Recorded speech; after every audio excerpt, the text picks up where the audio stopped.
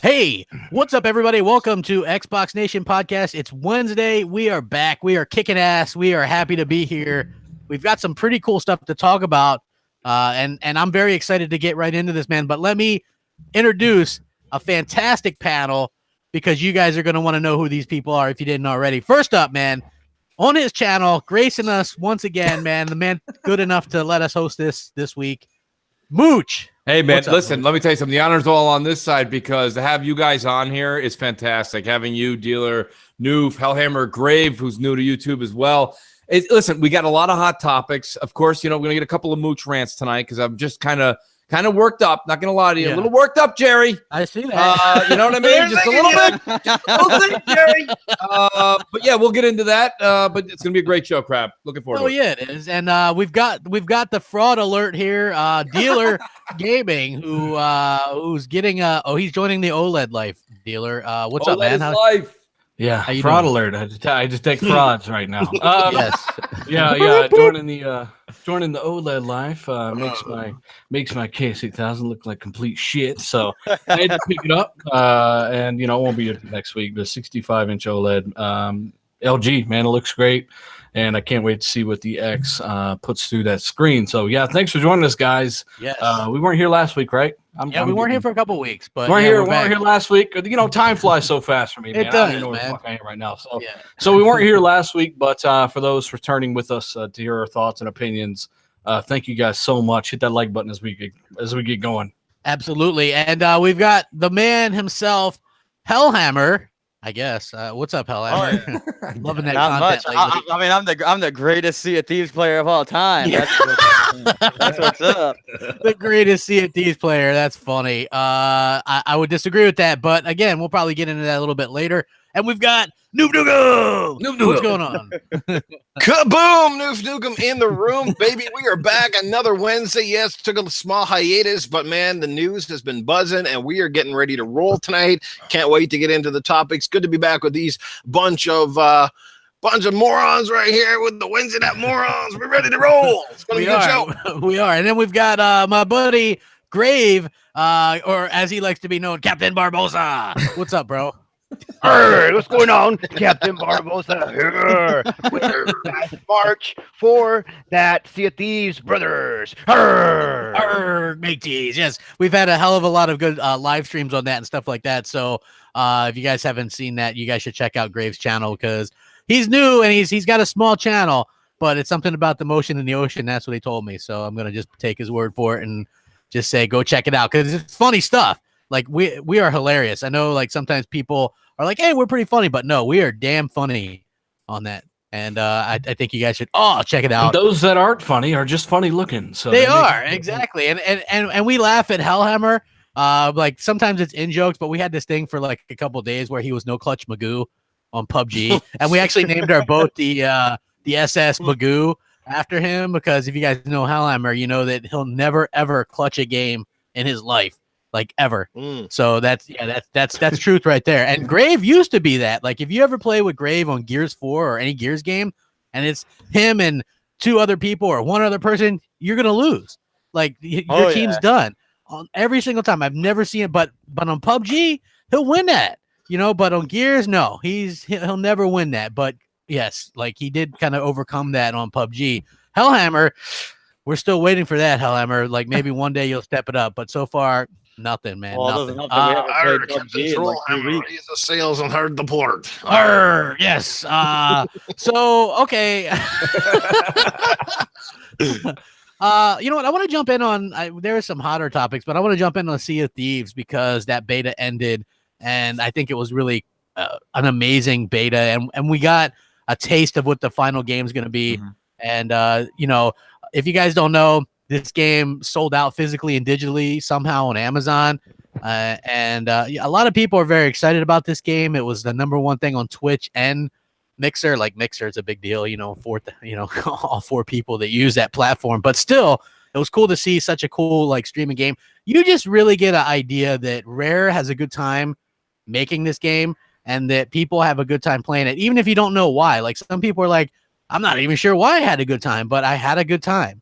And to see that and to see the reaction and everybody that's like, Rare's dead, quote unquote.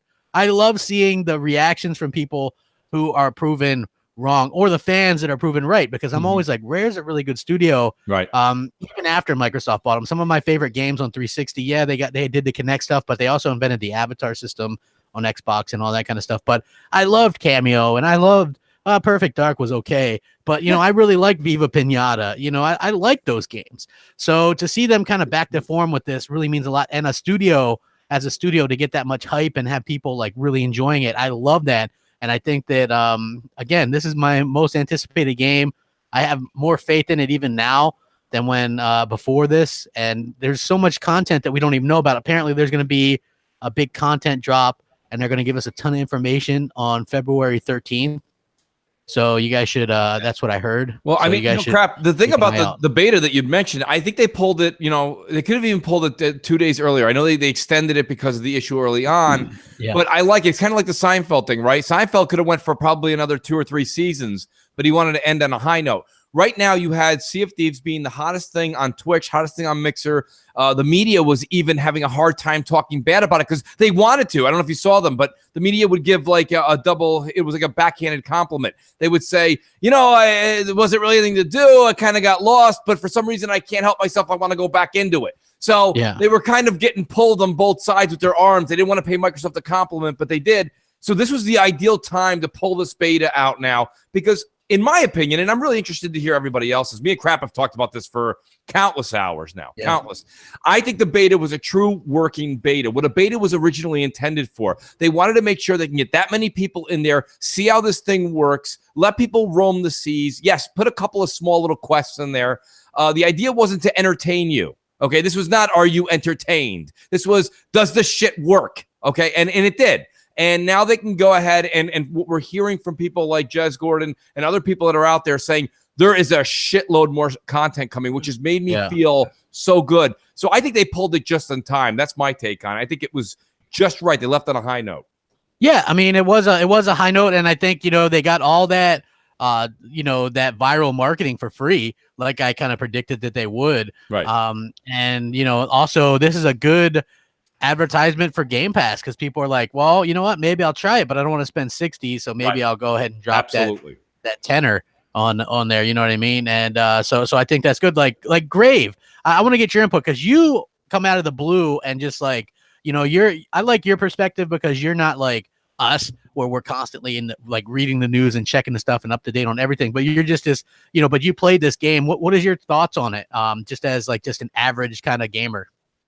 Dude, the game's incredible, man. And to me, as an adult, man, the adult life sucks, man. All you do is work, grind, family. But I mean, you can just go back to your childhood, man, and sit there, pretend to be a pirate, be goofy with your friends, man. It's just helps pass the time, man. And if you're ever down, it's a good up, man. It is. And I gotta say that just kind of that goofiness about just being a pirate, it was so much fun. Not only that, but Mooch, here's the thing. When we played it with you, I know that one time it seemed like you were kind of losing some interest and not having fun there, but we were playing with this random yesterday and he was putting the sails to the left, to the right. We were like a freaking fighter jet speed, man. We were really flying. Yeah. And then we were picking up 8-10 things of gold at a time. So it wasn't just 2 hours to get one thing. It was like we were picking up 10 or 15 and it made it much more fun. And the game actually, and I watched you guys. I've watched Grave when he was streaming, even if I wasn't in the group. I think what you guys have been preaching is right. I think, Crap, you've said it, and I think everyone's got to expand on it. You said you make your own adventure, and I think that's ultimately what it's going to be. Now listen, okay? I was not one of those kids where you just dumped over 65,000 Lego pieces, and you're like, have at it. I didn't care for that. Okay. I like to actually put something in and have a direction and have fun with something. Like you take the gun out, a Nerf gun, this, that, water gun, and the directions were clear. Put water in, soak your friend. You know what I mean? It was like, that's what you did. So the problem I have, and I shouldn't say problem, the idea, the concept of that I got to put this game in and then I have to create the game, like games like Project Spark, Minecraft, etc., where you go in there and you're the creator. that's not me. I don't do that. I like a game where I go in and the game starts to take over and it brings me and immerses me into it. Now, I think I do think Sea of Thieves will bring that eventually, but I'm just concerned of how much is this the create your own versus, hey, we created this, enjoy it on us. You see what I'm saying? Yeah, I mean, that's a good point, but also consider that this is the beta. Basically, we got a small part of what the game is. Absolutely, Basically just a test. Yeah, I'm not being down on it. I'm just saying I was expressing like what Craig was saying. That was my concern when we played the first night. I mean, I think that we're gonna see like quests and stuff like that that actually lead you to go do such and such a thing, and it's gonna have a story and that kind of stuff going along with it as well. Well, I think the game was actually.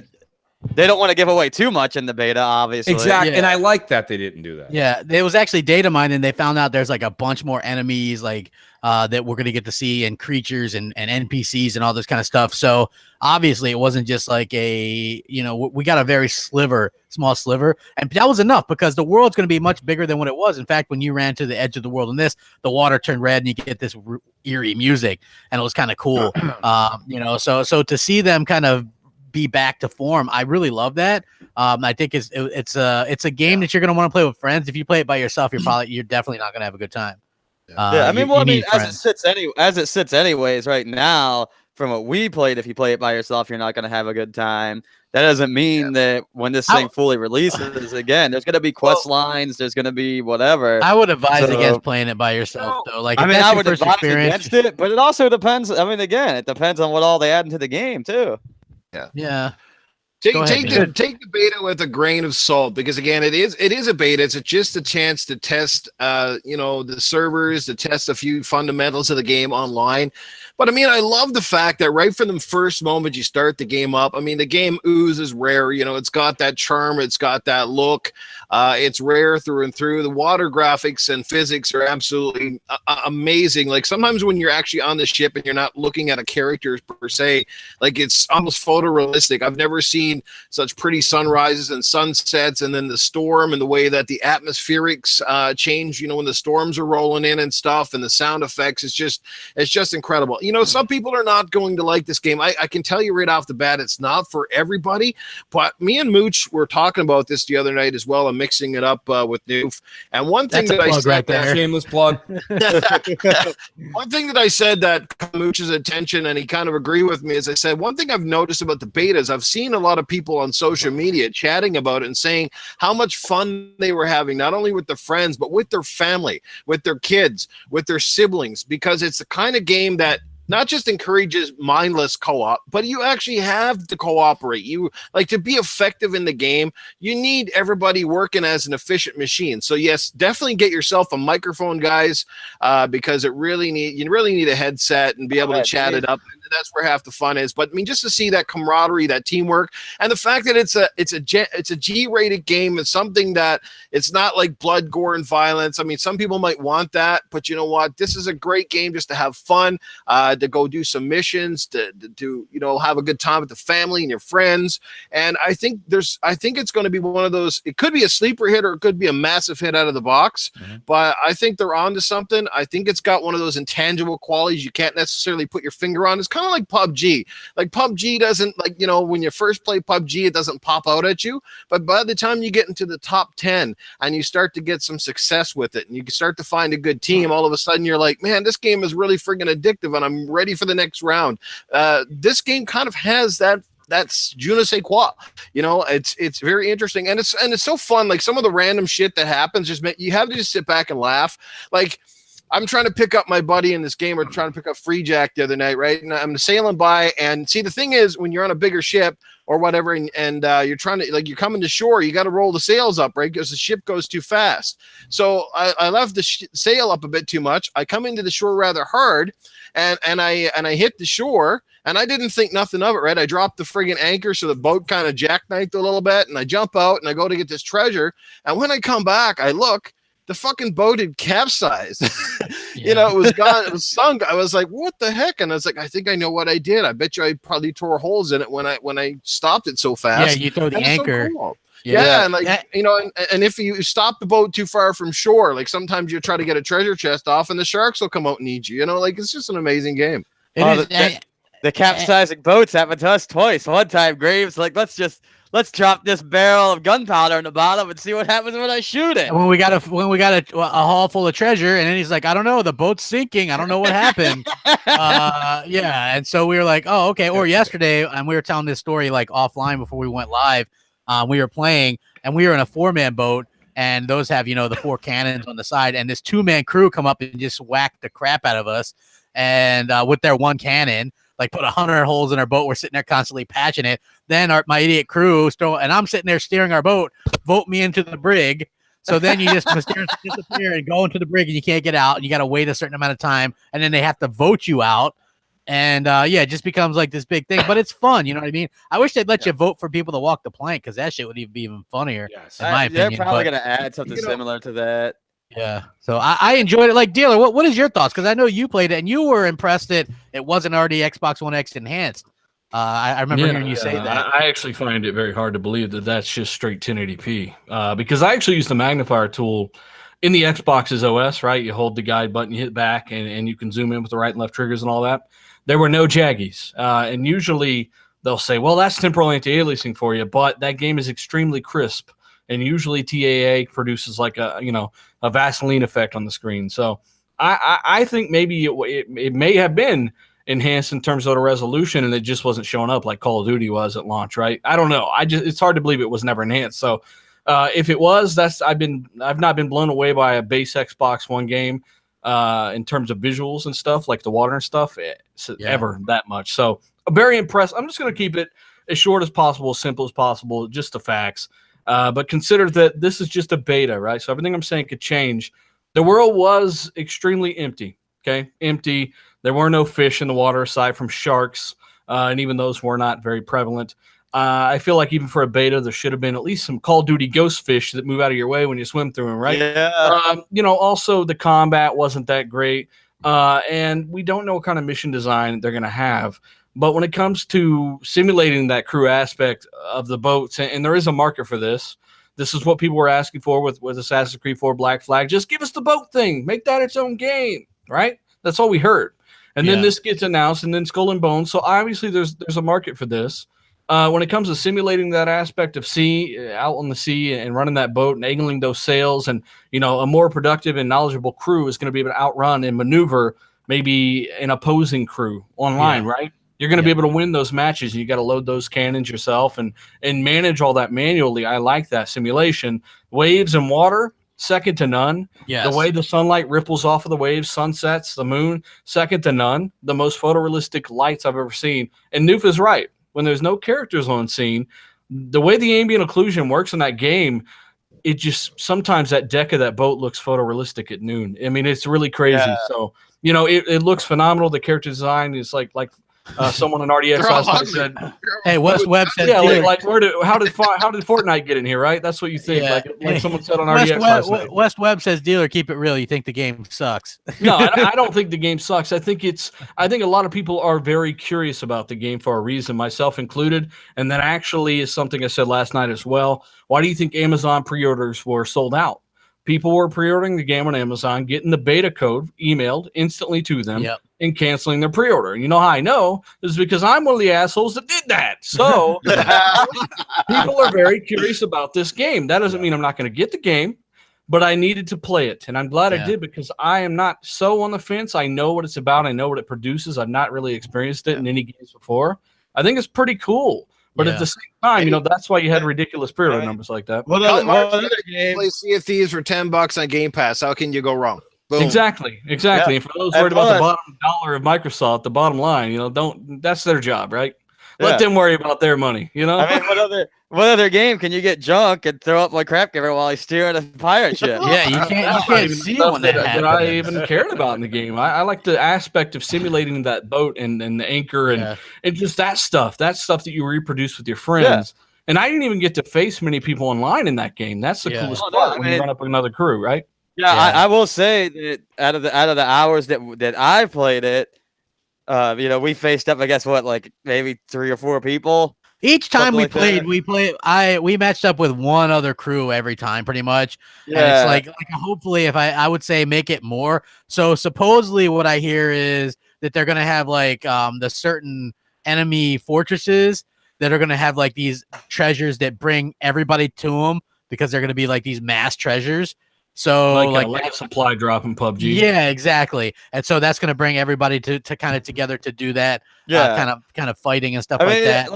Like I said, it definitely needs. I mean, it needs to be tweaked out a little bit. I mean, that's saying that they had it set up that way so that there was less interaction and that sort of thing, just to test the servers more than anything.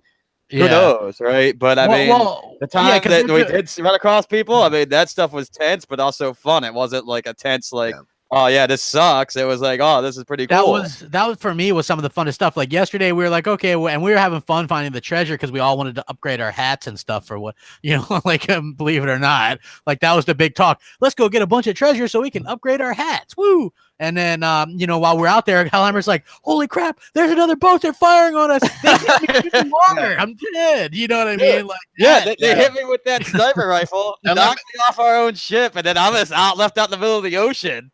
Yeah, so and that's the fun part, If you think playing Dark Souls is challenging, try bringing a grog chest back to a ship. Oh, we had one of those drunk. It's crazy. The guy that donated 20, thanks, but he didn't ask a question. Usually people, when they do that, ask a question. Throw a question out there. I do want to say this much, though. Or they say unmod crap, and then, Right, yeah.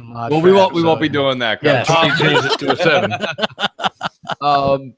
Dealer made some good points. I heard a couple things through the grapevine as well. I've heard that the character models, like one of my biggest griefs was like, they're like, oh, there's skeletons on this island. We all got off, and I was like, oh, let's go do that. Let's go fight them.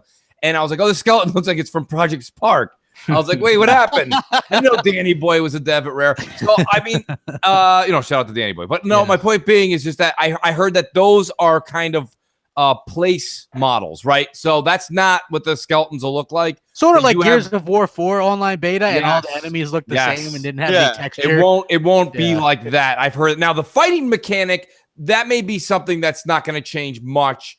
But my main concern, and I'm glad I keep hearing all these things coming in. Crap just said another one where they have, like you say, that crate drop or whatever they're going to have, and it brings all of the players to a centric area for a war. I like that. That's something I like, because then meanwhile, while other people are racing out there, if they have 2-3 other treasures on their ship, you beat them, you take their treasures, you take the main treasure, the big treasure, and you head back to the base. That stuff is kind of exciting to me. Fighting a Kraken, having multi-location quests. And I know a lot of people, I say that, and people go, what do you mean? I mean, you get this riddle, okay? Then you go out. When you get there, you actually have to find the other part. You find the next riddle. You have to go to another island. And meanwhile, you're fighting maybe a Kraken or other people to get another treasure, to get this massive treasure and bring it back. These are all things that level you up, and you have to make them more difficult so your experience grows. So I think we're going to see this kind of stuff. But, I mean, to be honest with you, there is a little bit of just being wary, because I have heard it from everybody but Rare. Mm-hmm. That's my only thing. I said, they're gonna drop a bunch of information. That's cool. Weeks, so we should get that. Also, I should point out that if you get like that cursed treasure, that shit'll sink your boat. So you got to keep an eye on it. There's also what was cool. There's this treasure that you pick up and you get drunk when you're holding it. Like you're holding it and you walk. Your guy gets drunk and he's like all over the place. So I like those ideas. So 1 minute ago, CrapGamer, weren't you listening? We're talking about the grog chest, dude. When were we talking about the grog chest? I mentioned like a minute ago. Doof was literally talking about that like 2 minutes ago. Oh, okay. Back to the boat. Hey, well, how cool is that? The sea turns to blood when you start sailing off the map, and that eerie music starts playing. Like that's really crazy to me. I mean, it's so cool just to see that in a game, and they pulled it off very well, right? Yeah. The music itself is just so well done. It's crazy, man. I can't wait. When aren't we supposed to get that Sea of Thieves controller soon? When is that thing? February 6th, isn't it? Okay, so we're very close to that. Is it February 6th or February 20th? I'm not too worried about a Sea of Thieves controller. Oh, come on. Sea of Thieves controller. I'm worried about some Sea of Thieves fish. I'd rather have the fish in the game. Supposedly there are fish, but there better be some damn fish. Guys. Yeah. Look, I know the game's still months out from release, so that's why I'm not being that hard on it, right? So. Look, you hear a lot of people constantly griping and groaning that Microsoft has Halo and Gears and Forza, and it has too many shooters, and it has too much of this, and it has too much of that. Well, how many consoles out there have a game that's anywhere close to Sea of Thieves? How many? Honestly, can you pick them? Because I can't. I mean, there's that new one that's coming out from Ubisoft, but it's more of a... That's just a battle game. of a battle game where you're just shooting back and forth. They just kind of took out the best parts of Assassin's Creed Black Flag and made a separate game out of that, more or less. But like, really, how many games are like Sea of Thieves? There's really nothing out there quite like it, I think. So I think it's going to scratch an itch that we haven't really had in a long time. Like I said, not for everybody. I get that. Yeah. But a lot of people will really enjoy it. I think they'll play it for a long time. It's going to be fun to stream. Great social aspect as well to the game. And again, there's a lot of stuff to come. I'm hearing people talking about a Kraken in the game. I mean, if the Kraken is actually in the game and that thing actually wraps around your ship and drags you to the bottom, how cool is that going to be? Well, you know, it's funny. Old Gamer says No Man's Sky when you said what game is like it. Old Gamer, honestly, that's absolutely anything but the truth. No Man's Sky is not a multiplayer game. They said it was, but they lied. And then they later put it in somehow, but yeah, you still have to like Dealer. I think me and you would have a better chance of still hitting the Mega Millions. We would have a better chance of meeting in real life randomly, just going to the store. Yes, like you're just like I'm gonna go pick up my OLED. I'm like I need ice cream. Oh, there's Dealer. You know what I mean? Like I think resource sensitive game, right? It's about like getting enough shit to get your ship off the next planet. You know, how many times have we heard this generation about variety? Right. Right. At the very least, this is variety. There's no other game out there like it. So yes. You know, and that's the funny thing. I think the 3 IPs that are coming up from Microsoft, I understand. Just on the top level, okay, name level, Sea of Thieves, State of Decay 2, and Crackdown 3 aren't as flashy as Spider-Man, God of War. But you know God of War is going to be The Last of Us 2 God of War edition. And we know Spider-Man is going to be a QTE 6 to 10 hour who gives a shit. So, I mean, like, I think that, you know, swinging from building to building. It is what it is. Don't get me wrong. I understand. If you like that, that's fine. It's going to be great, Mooch. Stop hating. But listen, but no, it's not hating. It's those are facts. You swing in Spider-Man. That's what you do. And, you know, but with this here, you have Sea of Thieves, which I think is like Dealer said. We don't know. It's kind of nice to have something you don't know for once. I mean, we know what, like, Halo 6 is. We know what The Last of Us 2 is. We know what Uncharted 5 will be. Okay? I mean, so we don't know what Sea of Thieves is. State of Decay 2 is for once going to get something true. We're going to get something true out of this independent company that really had bupkis as far as cash for the first one. Now they got cash thrown at them from Microsoft. This can really blow up. And Crackdown 3 is supposed to, okay, it's supposed to, guys. It's supposed to change the way we look at multiplayer shooting games with the multi-world destruction. There's something exciting about each of these where I'm not saying you're not. I'm excited for God of War. Just so you guys are out there, you're going, oh, no. You know, I'm excited for God of War, but I also know what I'm getting with God of War, which is good, right? You go to your favorite restaurant, you're like, I'll have the veal. I've been eating the veal for 20 years here. You know what I mean? I love the veal. But all of a sudden, you go to a new Thai restaurant, you're like, this is pretty good. I don't know what I'm going to get. I'm going to try something new off the menu. Microsoft is giving you something different. And West that's nothing bad. Sea of Sleep is not for anyone over Sea of Sleep. Sea of Sleep. It's not for anybody over 18. Wes, you know how many times I heard about Gravity Rush and The Last Guardian and Persona 5 and all this shit that you wouldn't perceive to be for adults, right? From the Sony guys? Yeah. So, you know, let's what about Knack? Oh, they love Knack. Don't let them fool you. I didn't hear you talking about that, West. All the Sony fans, man, they're like, you know, that little boardroom meme where they're like, so what can we do? And they're like, I don't know, another Uncharted, a new IP, the Knack 2. You know what I mean? Like, and you know what I mean? Like, come on. The room lit up when they were like Knack 2. They were like, woo! Yeah, they loved it so much that they didn't even show it off at E3, and then they just kind of buy it. Yeah, nobody bought it. If you're gonna call it anything like Sea of Sleep, but call it Sea of Trash at the very least. Come on. Yes, I mean, come on, Sea of Sleep. How many people played Knack? Hey, have any of you guys played Knack 2? Nobody played Knack 2. See, nobody cares.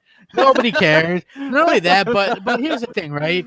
You know that they're jealous because all they do is want to talk shit on the game. You know what I mean? They're like, they start a petition for the game. Hey, I you know, got an idea.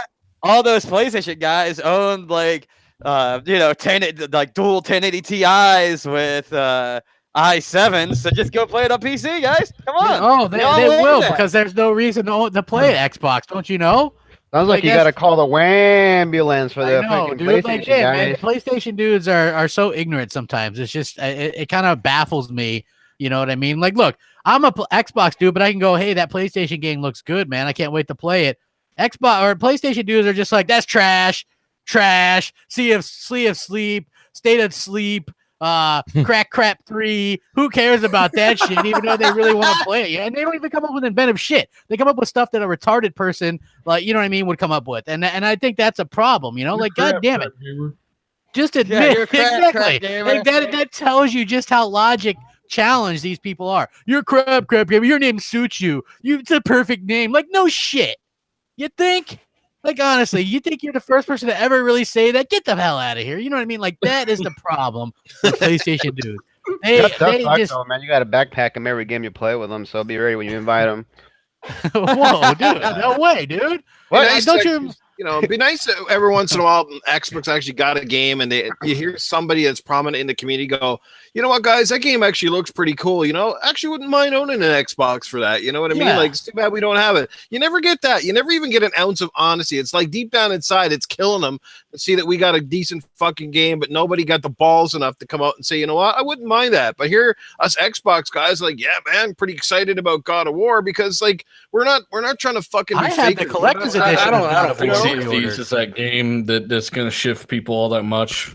You know, I see State of Decay 2 being a sleeper hit, right? Because a lot of people don't understand what that game's like, right? And the first one sold 5 million. Yeah, but I'm just saying, everyone that I've talked to that played 10 minutes of it or didn't play it, you know, they're turned off by the visuals and the performance. And the second one's on Unreal Engine 4 and fixes those issues. I think with co-op, State of Decay 2 is going to be massive.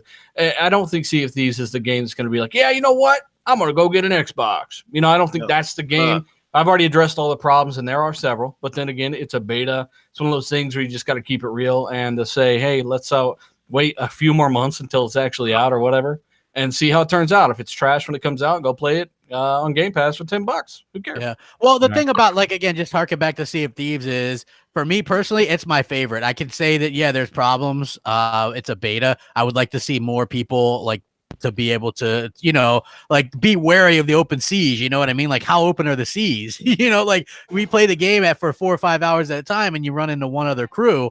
I think there should be probably a couple. The world needs to be more alive. There should be dolphins jumping out of the water, and I'm pretty sure they've shown dolphins jumping out of the water. They one of those gameplay vertical slices, right? The data mining showed fish, dolphins, chickens, all kinds of stuff. So we're gonna see. Yeah, we're gonna eat the fucking chicken. Give me some fucking octopuses and sharks and dolphins and shit. I don't care. Now I will say that in certain areas, man, we were hit by sharks all the time, like these schools of sharks. But you can, like, kill them, but it's like, you know, it's kind of a pain in the ass, man. Disappear, right? Like some of the stuff that I'd like to see, honestly, on Sea of Thieves is like a harpoon, the ability to fish, the ability to pull up treasure from the sea. Yeah, that'd be pretty cool. I like to see something kind of like in Grand Theft Auto, like the more treasure you got, the more, like, people can see where you're at, kind of deal. That I think that would make it kind of intense and kind of fun. Yeah, like, did you see people doing, like, the 100 treasure challenge and stuff? Like, people were getting 100 treasure chests before taking them back. Now, the funny thing is that's super dangerous, because if your ship sinks with those treasures, you don't get those treasure. You know what I mean? You got to get those safely back to port.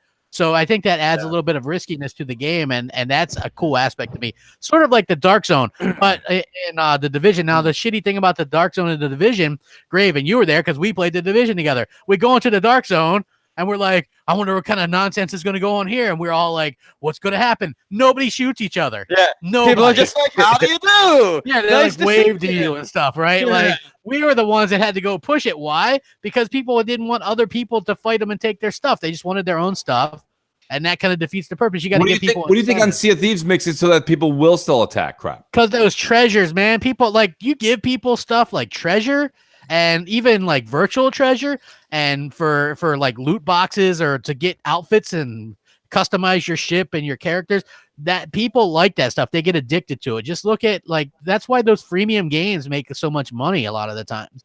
People get addicted to getting those treasures and stuff. Like, even you, like, what do you guys do? What the hell do you guys do on Destiny, Grave, that, like, people are, or Mooch, what is it? Some kind of thing, right? Like the dailies for your not dailies, but it's some other it's called thing. wasting your time, right? Yeah, I get that. Yeah. It's like, they're like, hey, we got to go on and do something, and I forget what the hell it's called because The raids. breaks or the raids or yeah. So yeah, like it's gonna be like that. People are gonna be addicted to that and waste their time. Look, here's the thing: when you play Sea of Thieves, you start it up, and then you're like, oh, what time is it? Holy shit, we just went through 4 hours of playing. Like it is a time stealer, and I think that's what Microsoft wants. I think the difference to why what will drive people to go and actually fight for the treasure, that kind of stuff on Sea of Thieves versus the difference of the Division is that Sea of Thieves is completely multiplayer, right? Versus the Division, you've only had that one little area to go to get that stuff, and most people didn't care for the fun. That's a great point. What Hellhammer's really saying is you're already forced and immersed into this world, so you're gonna go ahead and do that 1-to-1 combat or 4-to-4 combat. Where, like you said, you actually had to make a right turn into the dark zone, go through the door, and enter this world. And a lot of people were like, nah, let's just do another mission instead. Yeah, and it would give you like 50 warnings beforehand, and then once you got in there, it really wasn't much anything different, but it was just the ability to get shot by other players. Right. Yeah. And that was cool, but when nobody would actually bother, then that kind of got lame kind of fast. And I know there's some Division fans or whatever, but hey, that ain't my problem the way that they did that. Hit that like button, guys, because it's true, man. That game, a shadow of what it was promised to be when it was unveiled. Exactly. Not only that, but that game did have a hell of a week, though. That first week, I will say I had fun. I enjoyed the game the first week that I played it. No, once we finished the story, I was like, I'm done. Yeah, exactly. It was like you're wondering what's going on. This is a little bit of kind of breaking news that came out a little bit ago about Xbox One's financials, because everybody wants to act like they don't make any money or anything. So they're over just flushing money down the toilet with the Xbox. They're like, man, we don't know about business. A lot of these are obviously what Microsoft loves to see. Their gaming revenue grew 8%. 14% increase in hardware revenue due to the launch of the Xbox One X. You got to think, man, almost 15% increase in hardware revenue. That's a pretty significant leap there. So they've sold a lot of Xbox One X's. Their gaming software and services revenue grew 4%. Xbox Live monthly users grew 7%. What about people eating ham sandwiches while playing Xbox Live? Hold on. Their monthly active users went to 59 million, folks. That's an increase from 53 million the prior quarter. So again, though, that's not paying members. That's just like Xbox 360, Silver, Gold, Mobile, PC. That's just, and that's what that is. But those are all potential customers that can spend money on loot crates or buy whatever. So I'm interested in the ham sandwich stats, though. Come on. Yeah, they didn't announce the ham sandwich stats this month. I'm not sure why, but I'm sure we'll get that next month or in the next quarter, because they love doing that. Anyway, so their numbers to them are good. Like, it is kind of frustrating to see that they don't, like I can see why people are a little bit frustrated, because the last numbers ever released were 14 million like years and years ago. And so people for the longest time, like, still like, well, great, Mooch, up until last year, people would say 18 million or something. It was like, ridiculous. every time an Xbox was sold, an angel lost its wings. So realize. That's negative 10 Xboxes in the wild now since that one sold. Well, this is where the original words came from: addition by subtraction, right? I mean, it's the only thing where you'd see numbers going up, and then haters were like, we'll take a number away. So, I don't know where we're at. It is interesting. I mean, Microsoft can't come out, right? They're not going to come out, I guess, and ever say, here's where we're at.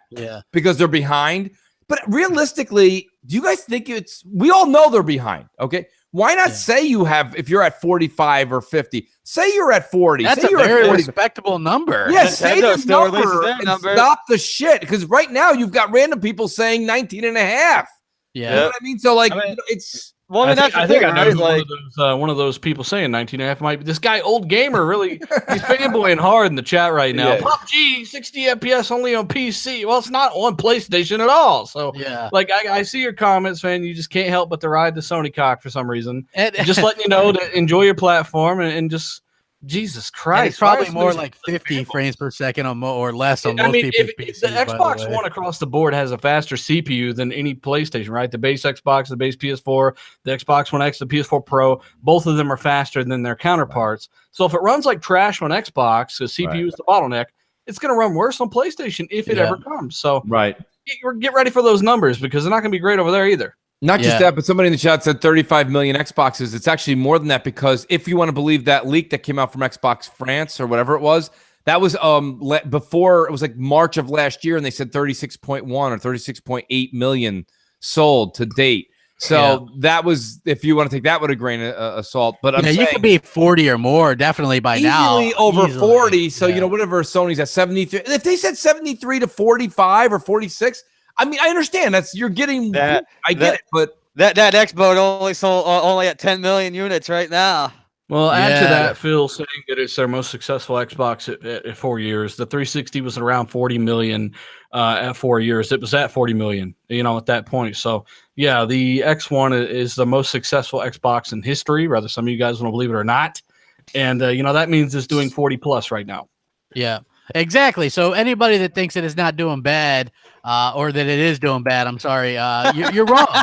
You know what I mean? Like just because they aren't announcing numbers, that's just not their thing anymore. And it is weird, but still, and it is a little bit weird too because you got the real. They still had Nintendo releasing numbers. I mean, that's now these guys are saying, well, of course it's faster. It's $500. The 4K Blu-ray player in it alone it makes up for that price difference, right? They could have taken that out and given us $400 console, but they wanted the complete media package. So you hide behind the price at all, but you're getting so much more performance, about 50% more on the GPU alone for only 25% more cost. So think about that. Who's getting screwed, you or me?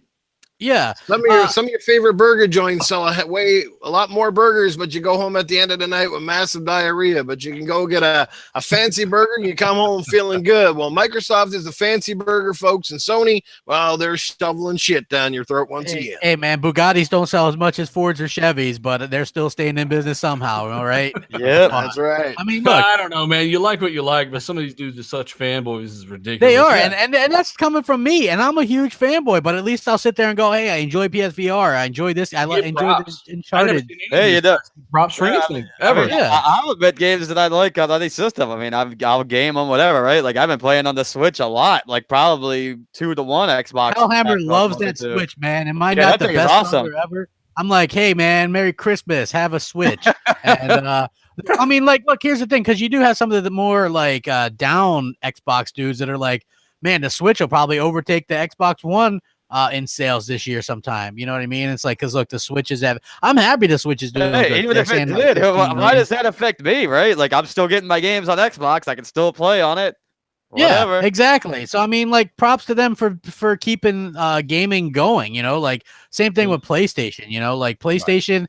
I'm never one that's going to take any shots at PlayStation as far as their success. Sure, some of it has come at the, they just happen to really play off of Microsoft, and Microsoft shoots themselves in the foot. And we have over 500 watching. Please hit that like button. We really appreciate it, guys, supporting us on Mooch's channel. Appreciate it. Again, guys, just remember, last generation, it was actually the freaking Wii that was the #1 seller. But you know what? There's not a guy in this panel and probably in this whole chat room right now that would go out and trade a Wii for a 360 or a PS3. Probably not one. I can't see it happen. You know what I'm saying? So that's a good point, that sales are great. They please the stockholders. They got the nice little numbers to throw around. But at the end of the day, a potential sale is not a sale. It's, again, potential. Yeah. So if fans don't go out and make that potential actually work into profit, it matters not. It doesn't matter if you got 5 billion fucking consoles out there if you only got 3 people that want to buy a game for the damn thing. Like, it doesn't matter. You know what I'm saying? Right? I mean, that's the thing. Like, right? Like, that's a great point too. Is the Wii analogy, right? Because there was like, they sold like 125 million of those damn things. Like, it was like 105 or whatever. Yeah. But how many games actually sold for those, right? Because like everybody and their mother owned the damn Wii. But they bought it for Wii Sports, and then it went back in the closet again. It was like your embarrassing cousin, Most people had like 1 or 2 games for it, and that was it. I bought Hellhammer one of those too, man. I camped out for that bitch. Around Christmas time, man. I was like, I can't at a what the hell was them store? Circuit City, man. That was crazy. I stayed out there all night. Like blood and snow on your face. Yeah. And he's like, well, no, I was in Florida, thankfully, so it was like 70 degrees, so I was good. Yeah. But it was a good experience, like getting that. And you have to remember Hellhammer was much younger at that time, and so I was like, hey, here's a Wii, because he's a big Nintendo fan, and he ended up selling it to get a 360 so he could like do the stuff that we were doing playing like Halo and Call of Duty and all that stuff. Yeah. So, yeah. So Just I mean, curious. but that, yeah, exactly. How many guys on this panel? How many guys on this panel right now have a Switch? Right. I have. I I got one. Mooch Yeah. got one. Crap, you got one. We all have one, but Dealer and Greg. Okay. How I'm too many broke, games man. you got on it right now? I want to know how many games that you actually have on it that are actually third-party games. What's the ratio? Wait, you I want have to know what I have no third-party games on the Switch. That was Yeah, actually a there you go. conversation I was having on Twitter earlier with somebody, and they were like, I just, it amazes me how much power the gaming media really has. And the gaming media is totally behind the Switch, right? So somebody said to me, well, first thing they argued with me, they're like, well, Wii U was a stupid name. I'm like, well, then reverse your stuff, because everybody said the Switch was a stupid name when it first came out. They're like, what does that mean? I don't even get it. That's stupid. And then they're like, well, don't forget, the Switch has also got third-party support. I go, they have third-party support on games that came out like anywhere from 2 to 8 years ago. Yep. Okay, so don't give me the third-party line. It's all about first-party, and they made the portability more realistic. That's all it is. This is what I'll throw out there, right? Especially on the Switch, right? Well, I like the system. I think it's a great little system for what it is. Yeah. Like, I think that honestly, if you're looking for a handheld system, that's the place to be rather than the 2DS. But is it a 3DS gaming or console whatever. or is it a Nintendo machine? There's a big It's a difference. Nintendo. Is it a gaming console or a Nintendo Right. machine? Because that's Because the most thing. people will buy Nintendo games on it, and the rest will just go into the garbage. Here's They'll the end up thing. bargain I bin, actually and the in other 3 day, years' time, yeah, 2 or 3 years' time, half of that third-party software probably won't even come out. Just like it did with the Wii U, where they all supported it for like a year, and then they ditched it because nobody sold games. Well, look, like 2 or 3 weeks ago, right? I was gonna go buy another game for the Switch, and the games I had up in the air was either Skyrim. I was like, that'd be cool to play portably, or Splatoon 2, and I got Splatoon because it's an exclusive. Yeah. Right. Like it's a Nintendo title, so I was like, that'll be cool to play something. Maybe see how the online is, whatever. It is interesting that they sell 10 million copies of that damn Odyssey game. Like that kind of blows my mind. You know what I mean? And 8 million of that Mario Kart game. Like people, they're sound like. Here's the thing: there's not even 15 million of those consoles out, and they're sold more than basically pretty much any PS4 exclusive. And there's like 75 million PS4s in the world. So that's kind of a slap in the face, isn't it? Like as to what, like again, but it could be down to there's no third party support or whatever. But the thing is, there is third party on the Switch. It's just that nobody wants to play it on Nintendo. That. Look, listen, you sit around the thing is, on that or on your Xbox or your PlayStation. Hellhammer, the thing about it is Nintendo sat around at some point, okay, and I think they did it around the Wii U era. And they know that they could have, instead of going Wii U and the way the Wii U turned out, they could have easily turned it around and had a console that competed with the Xbox One and the PS4. They knew that they weren't going to having 3 people split the same pot is stupid. Yeah. So they went out and they did this. Now, what they did wrong, now we could say this is Monday Morning Quarterback. It wasn't wrong at the time. In 2012, it wasn't wrong, okay, in their eyes. Now we know. They made a tablet. The tablet idea, think about it. Okay, yes, it couldn't leave the same room of the machine itself, the console itself. But you could switch inputs on your television. Someone else in the room could, hypothetically, watch a movie, do something else, and you could be playing the game on your tablet. Well, yeah, that was the idea. What people wanted was portability. Yeah. All they did was enhance that. Because think about it. At the end of the day, these games are still playing in 720p for the most part on the Switch. Well, so it's still the same system. It's just that it can move farther. Yeah, I mean, what it basically came down to was a mixture of that everybody at first when the Wii U came out, including myself and people I know who are huge Nintendo fans, like the problem was that you couldn't leave from within that 15 feet or whatever. And then the other issue was that the forced in touch controls, some of the games didn't support being played on the second screen. The second screen was needed. They were constantly looking down at that rather than Hellhammer. You said you have your Switch now. Do you take that on the road? Yeah, I take it with me almost. I mean, I'm in. I gotta say, and maybe we're in the minority. I am in Craps camp here. Mine's docked 99% of the time. I've played mine maybe for about an hour docked, to be totally honest. I just can't sit there and play a game with the screen up to my face. You know what I mean? I don't know. For some reason, I like to have the pro. I have the pro controller I went and got. I sit back, as dealers say, and wait till you see, by the way, even the 1080p, but the way that the art style and the artwork on Nintendo games, that Mario Odyssey on an OLED is the most insane. I mean, it's now I would say it's second to only Sea of Thieves' Water, but it's right there. It is amazing to see this thing come through on a screen. And not that their screen they give you that's portable isn't good. It's good, but why play good when you have great 8 feet away? Oh yeah, I agree. I just you know what the big problem is with all this Nintendo stuff is It's it's Nintendo ambient stuff. for the soul. That's not talk about that. We got some good stuff to talk about, right? Crap? Right. Let's go. We do. But I did actually have a couple Nintendo things in there, so it was good to kind of. I mean, I like it as a portable system. I mean, it's cool that I could dock it up or whatever, right? But like, if I take it with me somewhere, it's got the 2 controllers. I got Mario Kart on it, so I can play that with whoever, basically wherever I'm at. Yeah, I mean, it's he cool. actually Cool he's one of those. He's one of those weird people that likes that Zelda too, for some reason. Oh yeah, that Zelda game is awesome. I love my Switch. The games I have for it so far, I mean, have been fantastic. There's no question. I'm just a little skeptical, right? I know it's successful now. I think they're going to have a relatively strong year this year. But I was an article the other day. It was Games Radar. 43% of the Switch titles that have been announced so far for this year, 43%, guys, are either remasters or just remakes of games we've already seen. That's a little bit games nobody bought. Yeah, you know what? Yeah, like the thing is right, like that Donkey Kong Tropical Freeze game, right? Hell of a 2D platforming game, right? Like that's like takes Donkey Kong back to Super Nintendo era. Great game. But the game came out in the Wii U. There was like 5 people on the system. Yeah. So I do kind of want to flip the switch a little bit. Pardon the pun. What? Yeah. Somehow we jumped up to almost 700 people viewing. I don't know if that's accurate, but that's that was quite a jump right there. No, if true, then you hit that like button. Yeah, I don't know what the hell YouTube. Hey, YouTube actually like comes through in a positive way for a change, right?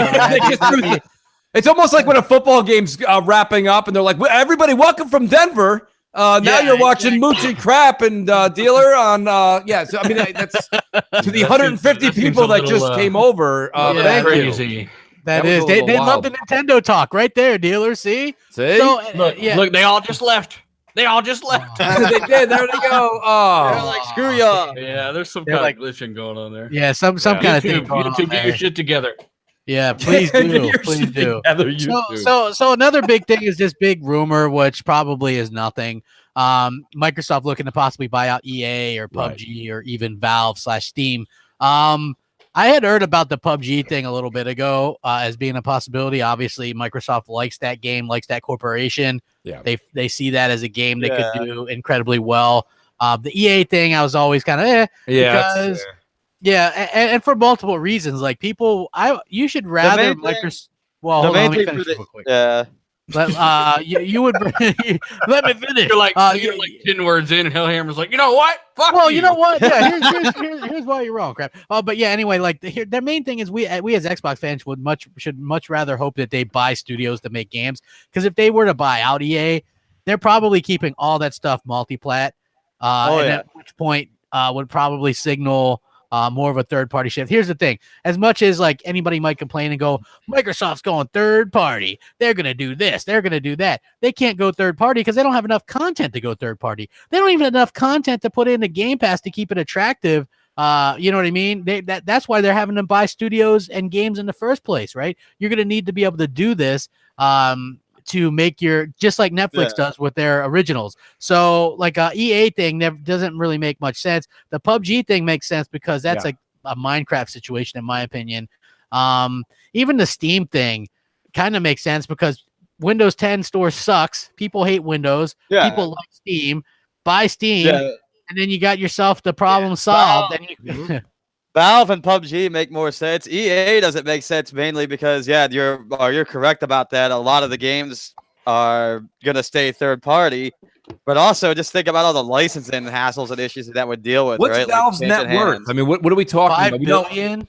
Oh, that's it? Yeah, that's it. Okay, because EA was $35 billion or something like that. I mean, they would have to probably pay more than that to buy them. But I mean, I don't think it's worth that much on it. And two, just because games would go or stay multiplat doesn't mean it doesn't make sense, right? Yeah. The point of a business is to make money, right? And that's what they would do. It's not a sense thing. What I was getting to is that there's all those franchise deals, right? Like the Madden deals. There's the Disney deal with EA and all that kind of crap, which would be a lot of strenuous shit they could just say, hey, you guys keep your positions. We're buying the company. And, they would just continue on. But hopefully maybe Microsoft would change some of their anti-consumer practices, right? Yeah. I agree with that. EA has been up for sale before. It's fallen through before. They're always up for sale. And, if this were to happen, their games, as I said on the video, would stay multi-plat. Maybe some of that money would trickle back into Microsoft's game budget and they would make some more stuff in the back end. But, it wouldn't really change much for the consumer aside from potentially day one EA games and Game Pass, stuff like that. The end of EA Access, because that shit would all be put over to Game Pass for sure. EA Access is already, irrelevant compared to Game Pass. Anymore. What's that, That's the big thing. There's the big thing. They wouldn't have to compete for marketing rights anymore. They'd own the marketing rights to some of the biggest games on the planet, like FIFA and Madden, and those would be in Microsoft's pocket. That would be huge because then it goes back to being like the best place to play EA games is on Xbox or PC, something like that. You know what I mean? Like, I think it would be huge. Every EA game would, regardless of being on PlayStation or not, would be instantly associated with Xbox. All the commercials would be Xbox based. I mean, we're going to get into a topic here, I think, later on as well, with those online tournaments apparently going down. Yeah. And so I know that's coming up. Hey, I love Greenberg tweeting out about that too. Like, I'm glad we could. Like, that's why I like Greenberg. He sucks at his job for the most part, I guess, because they don't give him a budget. But man, that dude loves to stick it to like Rob. He's like, if I were in that job, right? You don't give me a budget, so I'm not going to do my job very well. I'll probably just look at my computer desk screen all day, but I'm still going to be on Twitter sticking it to the Sony fans. Like, yeah, glad Xbox Live could work out for you. You know what I mean? Like that. I love that. Like people are so pissy over that. What's that? You can actually play Dragon Ball Fighters and Monster Hunter? Oh, yeah. Look at that, man. Xbox is the best box. Like that. Yeah. That's what I'm talking about. But as far as the EA stuff, I thought that it would have been cool because you would have been able to have all the sports games day and date release in Game Pass, right? And that makes the most sense because sports games are the most overpriced and they go out of date the fastest. Right? Like you buy a sports game for $60, like MLB The Show or Madden or whatever. 6 months later, it's out of date. 6 months later, and you can't even get nothing on a trade-in if you buy it physically. It's like here's $1. Yeah, so that would be a spot. You pay us to take the game from you. Yeah, that would be a spot where Game Pass would be the much better deal if you were a sports fan. So I like that idea, but I also think it would have been a good idea because supposedly in this league it was to help fix some of the exclusive problems too. I could have seen them putting the Titanfall back as an exclusive. I don't have a problem with that. I think some people maybe would have, but Microsoft could have also used those games to barter with Sony to get cross play between some of the games. Force their hand a bit. Go, hey, you guys want Madden? We're gonna do some cross play on that with PC and Xbox or whatever. You want FIFA, which is like the biggest game worldwide as it is. What is there, something like 20 million or whatever? Then yeah, you're going to need some crossplay.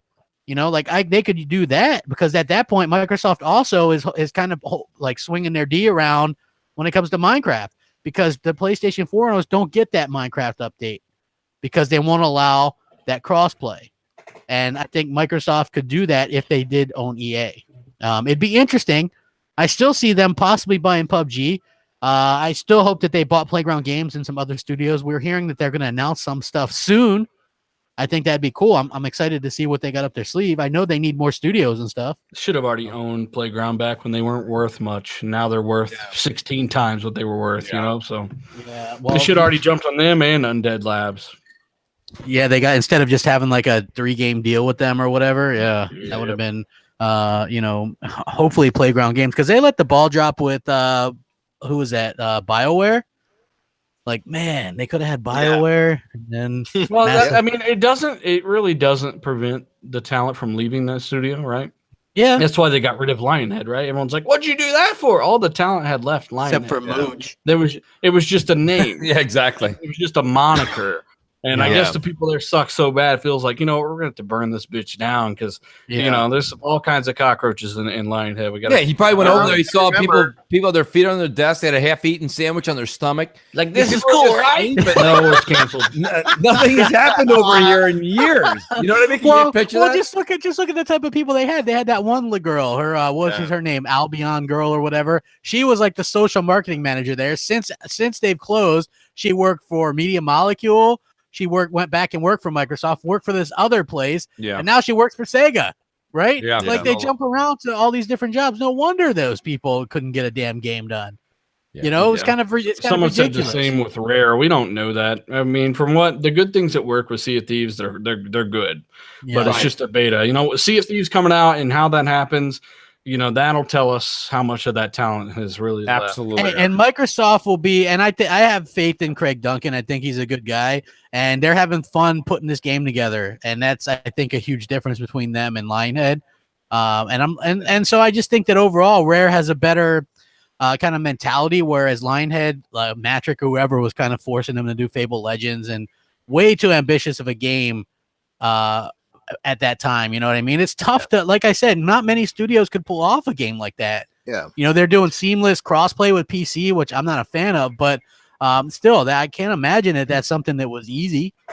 You know, so hopefully they can continue to kind of like fix that up. I think the studios, the way a lot of studios are, right? Like the bottom line is you have to keep the creative talent tight. And the biggest word with any studio and any project is passion. Somebody that has a great vision and someone who knows how to execute it. Because most of these people at the end of the day, right, they're like anybody else going to work. I mean, they probably love what they do, but they punch long hours. They come in and they just basically render code and stuff like that. You know what I mean? Like that's their job. But at the end of the day, they're not really the one that are like coming up with the storyline and stuff like that. They're just putting it all together. You know what I mean? Like the person who created the Big Mac is not the one building the Big Mac at the end of the day, that sort of thing, right? So you have to keep the top guys happy. You have to keep them creatively functional and keep them together most of all. Like I think that's key. Peter Molyneux, I mean, he left at Lionhead. I mean, and it's kind of funny that not long after he left, everything kind of fell apart. You know, I think he was the engine that drove it. Regardless, I know he had some crazy ambition, but you know, you give the guy credit. He had ambition. Some of his projects didn't turn out to be as good as his mind created, but I think that's one difference between game designers and say like people in the movie industry or the music industry is that game designers are limited most of the time, not by imagination, but by the technology they have to work with. And it's always changing. So by the time you're just getting your balls wrapped around, you know, a set of hardware and a set of game engines and etc., like there's something new on the market, you know what I mean? And that sort of thing. So, you know, not to interrupt you, but, you know, Predator made a good point here. And I mean, we haven't talked about it. Like, what is the deal with, and shout out to Pred for the donation there, but like Polygon said this, that leak crap that came out, right? We're talking about the whole thing with acquiring what we're going to acquire to go back to it. Like, if this is bogus, Polygon's supposed to be like this big source, this big news outlet, right? So are they hashtag fake news now? I mean, like that, they said they had a reliable source. Yeah, I mean, you know what? And the funny thing is, because Polygon was the one to run with it, a lot of other the sites ran with it too.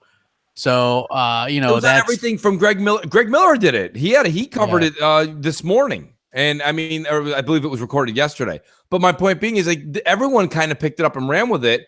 And I was actually proud of the YouTube community. A lot of people on YouTube mentioned it. We're talking about it, but we're also being realistic about it. You know, and I mean, a lot of people were saying that EA was the big flash word, right? A lot of people think that's the bogus, but there seems to be some sort of like murmurs going on underground that are saying the Steam thing has legs. So, I mean, maybe part of this rumor, we knew they weren't going to grab all three. PUBG is almost a given. It may not happen now. It may not happen next year. That's something they're going to grab. You've got 25 million or more on PC, and you've got 4 million in a month, you know, and change on Xbox. That's a no-brainer, isn't it, to grab PUBG at this point? Yeah, so, I mean, it makes sense. Like I said, it's kind of like Minecraft situation, so I could see that something that they might actually do would be kind of cool. I wonder if they would keep that exclusive even. Like, who the hell even knows? You know, because, like, that'd be interesting if they wanted to make money off of it. Why not put it on PS4 as well? But a lot of people were saying Polygon was doing it for the clicks. And it's like, listen, YouTubers, you know, we goof around, clickbait, this and that. That's fine. We're here to entertain you. We're here to have a good time. We're here to just talk our opinions. But when Polygon is a reliable source, I mean, is this a case of hashtag fake news, or is this like... Well, who knows? Because, like, you know, like, just because they run with the story, like, sometimes people will tell me shit, and I'll go, and then it turns out not to be true. Well, no it's offense, like, Crap, as much as I'm impressed with yourself, I'm not Polygon. Yeah, I get it. I'm not a journalist. But, yeah, okay. maybe... Who knows? That could have been what they were going for. You know what I mean? Maybe they were trying to... to do something. Maybe they did have something reliable. I don't know. But if it doesn't pan out that any of those things are legit, right? Yeah, then I'm not exactly sure what to say at that point. What we do. Here's the thing. I had heard weeks before, and I did do a video that Microsoft has. The rumor was that they got 3 studios, right? And one of them was Playground Games, and that we would hear an announcement soon. And so maybe what they heard was something a little bit different, like 3 studios to whatever, because we know that they've who knows what they're thinking. But if they are thinking gaming for long term, and they do got their hands in various pots, Simply Gone, they picked up that new cloud place already. They picked up PlayFab. That's it, and they picked up another cloud place earlier this year as well, like some kind of something or other. So they do, like the Havoc engine, Azure, all these things, they have their hands in various pots. So no matter where you buy something, they're making money. Yeah. And I think, and so that's probably what's kind of going on here, if that is to be true. So well, I mean, something has to happen. I mean, I think we're all in agreement because we've said it long enough now. Even if Phil gets up there and shows an IP or two, all right, a new one, and they're Microsoft Studios or a new studio that he's opening, what's to fill the stopgap? And the only way to do that is, I mean, yes, we all agree. I believe we'll all agree, or at least kind of run with it, that Shadow of the Tomb Raider has the capability of being an exclusive. But I think they need more than that. That's why when people saw EA and Steam and all this and that, they're like, wow, that's something. They might take them. I think that's ambitious. I could see them maybe buying a few IPs. Like you said, what is it feasible since Respawn is 110% on the Star Wars game now? Maybe they're going to buy. Can they buy just Titanfall, the rights to Titanfall? I don't know if we talked about this before, but I said that I think that Phil just said, you know what, fuck it, we're gonna go ahead. It's just war. We're buying exclusives again. In the background, we're making our own games. That's right.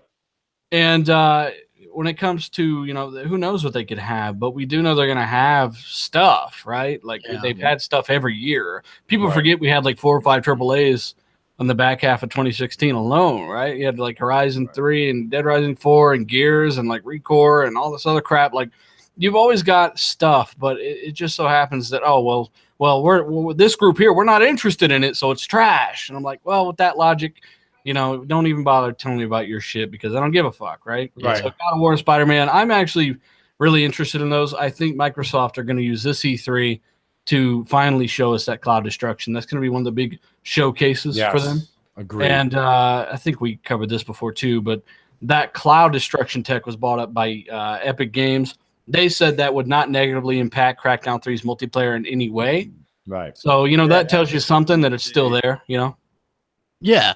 So, hopefully we're going to see that. If that works the way it's supposed to, or they showed it off, that's a game changer right there. People, and the fact that the company that came up with this, right, that they were bought by Epic and they want to introduce them to have that in more games. That just shows you that Microsoft was onto something years ago when everybody kind of laughed at them. It maybe just wasn't, realized. Yeah, it was. It hit some road bumps, and I think that's fine. I have no problem with that. If everybody's okay with a delay with the game, if it's going to be a better game, then I'm fine with that too. I'm sure that these games are going to be good. And again, you can just try them in Game Pass, and if you like them, then you can buy them if you really want to, or you can just keep paying to play in Game Pass. Because I think the Crackdown's only been delayed once. It only had one release date, right? Yes, it was supposed to. You've had other games that aren't doing anything really innovative, like The Last Guardian that was put off for 10 years or whatever it was, right? Crackdown, that stuff's never been done in a game like this, or any game really ever before. Neo was a 10-year game too, by the way. So I'm just saying, it only had one release date, got pushed back. Yeah, sure. If it gets pushed back again, I'm going to be like, all right, Crackdown's who knows what's happening with that. But only one delay. What its multiplayer is trying to do is literally next level. Just type in Crackdown 3 multiplayer tech demo on YouTube, and you will see how crazy this stuff is, Yeah, I think it's incredible, like that, what they were showing with that tech demo where they had like a high-end PC that couldn't run it, and then they showed the cloud destruction, and boom, that stuff ran it they showed how many servers were powering that building falling, and the guy shot a ring of bullet holes in a wall, and the centerpiece of concrete fell out. From what I heard about Crackdown 3, I've heard that the reason it's so people are saying it's quiet, it's in trouble. It's actually not. from what I'm hearing, they're being quiet on purpose because there was all of this, like, when they say they dredged up all this blah, blah, blah, blah, they're letting it all settle and they're going to come out with a brand new campaign. Like, their whole, what I mean by campaign is, I don't mean the single player campaign. They're going to come out with a whole new marketing campaign and push this out. And that's why I think Crackdown's got fall written all over it. I know that they said early this year, whatever, this and that, but I think that's got fall. And I don't think I don't mean November. I mean, I think it's going to come out September. Something right after E3, August, September, Crackdown 3, bang. And they'll have that opportunity to put that press out and get people motivated. Because right now, what Dealer just said about Crackdown is 100% right. Like, everybody's kind of like, I don't know. And if it gets delayed again, you're like, I really don't know, and I don't give a shit anymore. So I think they need this time to settle down and then rebrand it and get that name out there because it is a title to be excited about.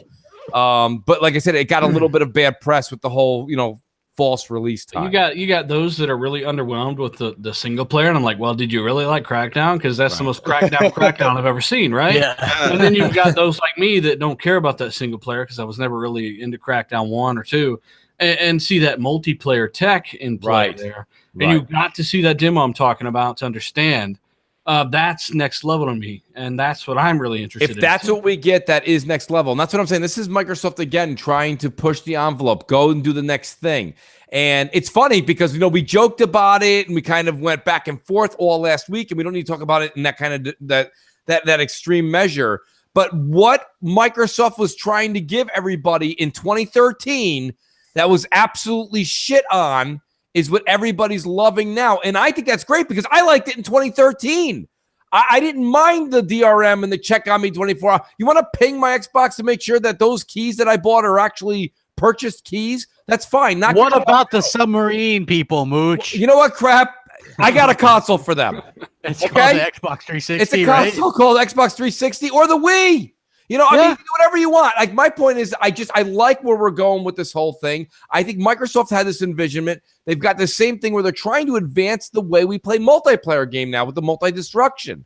And, Microsoft never gets any credit for it. It doesn't matter. Like right now it's like, Crackdown 3 is going to suck. Okay. But then if it does come out and it is something different and we all enjoy it, and then you see other games pick up on it, nobody's going to be like, oh, Crackdown 3, thank God that came out. You know what I mean? It'll just get blown over. And that's the new norm. 3. Well, I mean, I'll tell you the truth, though, but I didn't like Crackdown 1 and 2. I'm kind of in Dealer's camp. I didn't think that was a big deal. For me to sit there and say that I can't wait. Yeah, I know. I think it was a fan favorite. I really do. Yeah. But I didn't care for it. But that doesn't mean, I'm excited to see this multiplayer. I want to see this huge world be combustible. Crackdown 1 and 2 is the co-op stuff. You know what I mean? It's always fun to play stuff with friends, and I like that. So the fact that Crackdown 3 is going to have co-op campaign and then that incredible multiplayer, that's very attractive. And for people kind of busting on the graphical style, but then they sit there and they loved The Last Guardian, or you know what I mean? Like, there's these other games that have bad graphical styles or that kind of graphical style, and they love it. Knack was, nobody wants to talk about Knack, which, by the way, Gran Turismo's developer said they've already started on the next iteration, so prepare for that in 7 years. Right. Get ready. Someone said DRM sucks and Xbox keeps trying to push it down our throats. I don't know what world you're living in, but I mean, yeah, DRM sucks. Steam has it. I mean, I hear a lot of people on, why don't the PC guys come out? Why didn't they come out and say, well, that's what Steam is, right? In 2013, 2014, it's not so bad. You can go to the offline mode and it works and whatnot. But when it comes to DRM, how does Xbox keep trying to push it on anybody? Like, if you're sharing your console, if you're sharing games, it needs to know that it thinks you're on someone else's box. You need to be signed in, right? Didn't the Sony fans and the Xbox fans all get excited about Spotify and Pandora? When was the last time you said to your friend, yo, guys, I'll be right back? No, pour me a beer. I'll be right back. I'm going to go buy that new CD. What? You don't say that anymore. That's not even DRM. That's why I don't think certain people understand is digital data right management, digital rights management, whatever. That's checking to make sure that you own certain things. And Microsoft, as long as you're on your home Xbox, and you're not sharing your games, like you can be Right. offline, online. There's no. But I'm saying the Game Pass thing, and also like Spotify, people, you don't own those games when you go and you pick your list, and those are yours now. Yeah, you I pay mean, the you monthly can't stream Netflix subscription. unless you're online, right? It makes Right. perfect fucking sense. So, I mean, Yeah. it doesn't matter. This Well, is the world we Who live the in. hell currently. games offline anymore anyway? Nobody. Exactly. Submariners. certain Well, people that's- won't even get online. They won't even play. Exactly. unless Here's they're the, online. and I'm one of those people, dealer, because you can't get your achievements. They don't pop if you're not online. That is, right? So yeah, right. But that's the crap. Any reason's a good reason. Listen, we're all online right now. We're all online. Our phone, like everybody right now is near their Xbox. They're next to their computers. They're next to their phones, and they're online. You have 3 devices literally next to you right now, online. And if one goes out right now, you'll take your headset off. And you're like, oh shit, I gotta fix this. You know what I mean? Like, it freaks you out. So when people all of a sudden put it towards games, why is that such? We now know that's not a big deal. But Microsoft said this in 2013. But of course, the gaming media, they went on red alert. Everybody, red alert to your stations. Grab your discs. Like, I mean, it's like, what happened? Here's, how out? you share your games on PlayStation, Mooch. Yeah. I give you the disc, and you put the disc in your game. How come that was so viral? But then when Microsoft, here's how you play backward compatibility. You take your 360 disc, put it in there, then you're good to go, because we know the PS4 has been hacked, and it can support PS2 emulation. So why the hell wouldn't you have some kind of PS2 emulation? I'll tell you why. Because you're trying to resell. They can't charge you for that. Exactly. Just look at this. What the hell is it? Shadow of the Colossus, right? This game. This game was a PS2 game. They remastered it on the PS3, remade it on the PS4. How many more times are we going to see this game, right? People want to talk about milk franchises and shit. Oh man, all 5 people who love that game though, man. How many? They're gonna be how many excited. people? Look at The Last of Us. The game came out on PS3. They remastered it on PS4. Then they remastered it, like gave it updates for the PS4 Pro. Then they released standalone DLC. That standalone, whatever it was, right? It's like they milked that shit for as much as they could go. Right. Like, how many times can you milk like the same game over and over and over again? It gets ridiculous, and nobody calls them out for it, right? How the hell do you get away with remaking a remaster? Well, a lot of times when you get some of these Sony trolls, a lot of them aren't too intelligent, and they don't really. I mean, that's not even like a joke, right? I really get it. do. That's a lot of why them are it's funny. legitimately stupid, and they don't understand that there's 12 God of Wars. They don't know that, right? Yeah. There's legitimately like 13. How many Ratchet and Clank? 14, I think. But Yeah. It's just one of those things where you got to take yourself out of the comment section and really just type shit in Google real quick before you say dumb shit. Yeah. Just How many Gran Turismos? I I think there's 10 or 12 or something. It's ridiculous. I consider a franchise getting milked when it's become a Call of Duty level milk, where every single year they've got a game, and after a while the game just becomes stale. You know what I mean? Like that, to me, I start to see that as being milked. But I mean, when you're 3 and 4 years in between a game, that's not milking a franchise. That's called being smart and going with what you know sells best. I mean, could you ever picture a Nintendo console without a Mario game or a Zelda game or a Mario Kart? No, you can't. And why? It's Fits because when those games don't come out because with the those release. are the games that pad their bank accounts. Those are the games that as soon as they're announced, the stock fucking prices go up. The same thing with Microsoft. You can't have a Microsoft console now without Halo. As much as people say, well, Halo's milked to death. No, it's not milked to death. Fuck, we haven't even had a new. I mean outside of Halo Wars, but that's fucking an RTS. Not even do they want to produce more because of money, but people act like the fans don't want more, right? Like Forza is the reason that I was such an Xbox fan, right? It kind of held me in there. Forza's just the best racing game to me. And I look forward to Forza. If Forza stopped for 2 years, if they skipped 2 more years, maybe let's say they took 3 years off next time, I would be annoyed because I look forward to those annual motorsport releases. Or the same thing with, but like, here's the thing, dealer. That's a motorsport game. It comes out every other year. People always try to lump it just because Horizon's named Forza as well. Those are 2 vastly different games. A lot of people don't get that. They're still Forzas though, but yeah, I mean, it is what it is. Who cares? At the end of the day, even with all those Forzas combined, it's still not been milked more than God of War, half of these other franchises. So yeah, every Forza is good too. If you think Gran Turismo wouldn't come out as often, if those developers could get their heads out of their ass and actually do something decent, faster, they would. They definitely would. Their last game took a big dump. I can guarantee you when they go back to do another Gran Turismo in 5-6 years, it'll be like the old ones and not this GT Sport nonsense. Yeah, there's no excuse to have 150 cars and 15 tracks. You know, after 4 or 5 years of work, that makes no sense to me. Yep, it's ridiculous. Absolutely. Like you could just tell, like they had probably a lot of pressure to get a game out because when Microsoft has a Forza out every year and they're getting 90s in the Metacritic score and they're selling like crazy, and you don't have your flag, the only racer you've had is Drive Club. That's your staple. Come on. Well, yeah, this is Sport is the first racer since Drive Club, right? Yes. So their first exclusive exclusive that was years and years ago, right? Yeah. Drive Club. Oh, talk about a debacle. That was supposed to be a launch title. It got delayed. Then they're like, look at the rain. And then West Webb, what is Gran Turismo then? When he says it's the same game with new cars. Well, what's Gran Turismo when they go from 1,200 cars down to 150 in a fraction of the tracks? So it's the same game with less cars. It's the same game with less cars, no upgrades, trash. No online. single player. You can't not even talk about Forza versus everything else. I want to point this out. GT Sport is also DRM. You can't save your game unless you're online. There's no single player. It's like it's all like meant to teach you just to do like online racing. They took out the dynamic weather and stuff. Whereas if Forza was the same game, look, Forza 7 added dynamic weather, right? So that's not the same game right there. They added all kinds of stuff. So well, I mean, motorsport can get away with certain things, like kind of like a sports game, Madden or 2K, right? Yeah. Real fans of driving, like in the motorsport series, they want more cars, better tracks, more features, upgrades, things like that. With Horizon, it's different. You expect a little bit more innovation. Things got to be a little bit different because it's not about the spirit of competition nearly as much, right? Yeah. Horizon 4 needs to do something a little different, in my opinion. 3 was great. But they've done three times on 3 different maps. I need something a little bit different, cops or something a little different in Horizon 4. Yeah, Gran Turismo, guys, this is how I put it in perspective, okay? Gran Turismo, a couple years ago, was like the supermodel of the gaming industry, okay?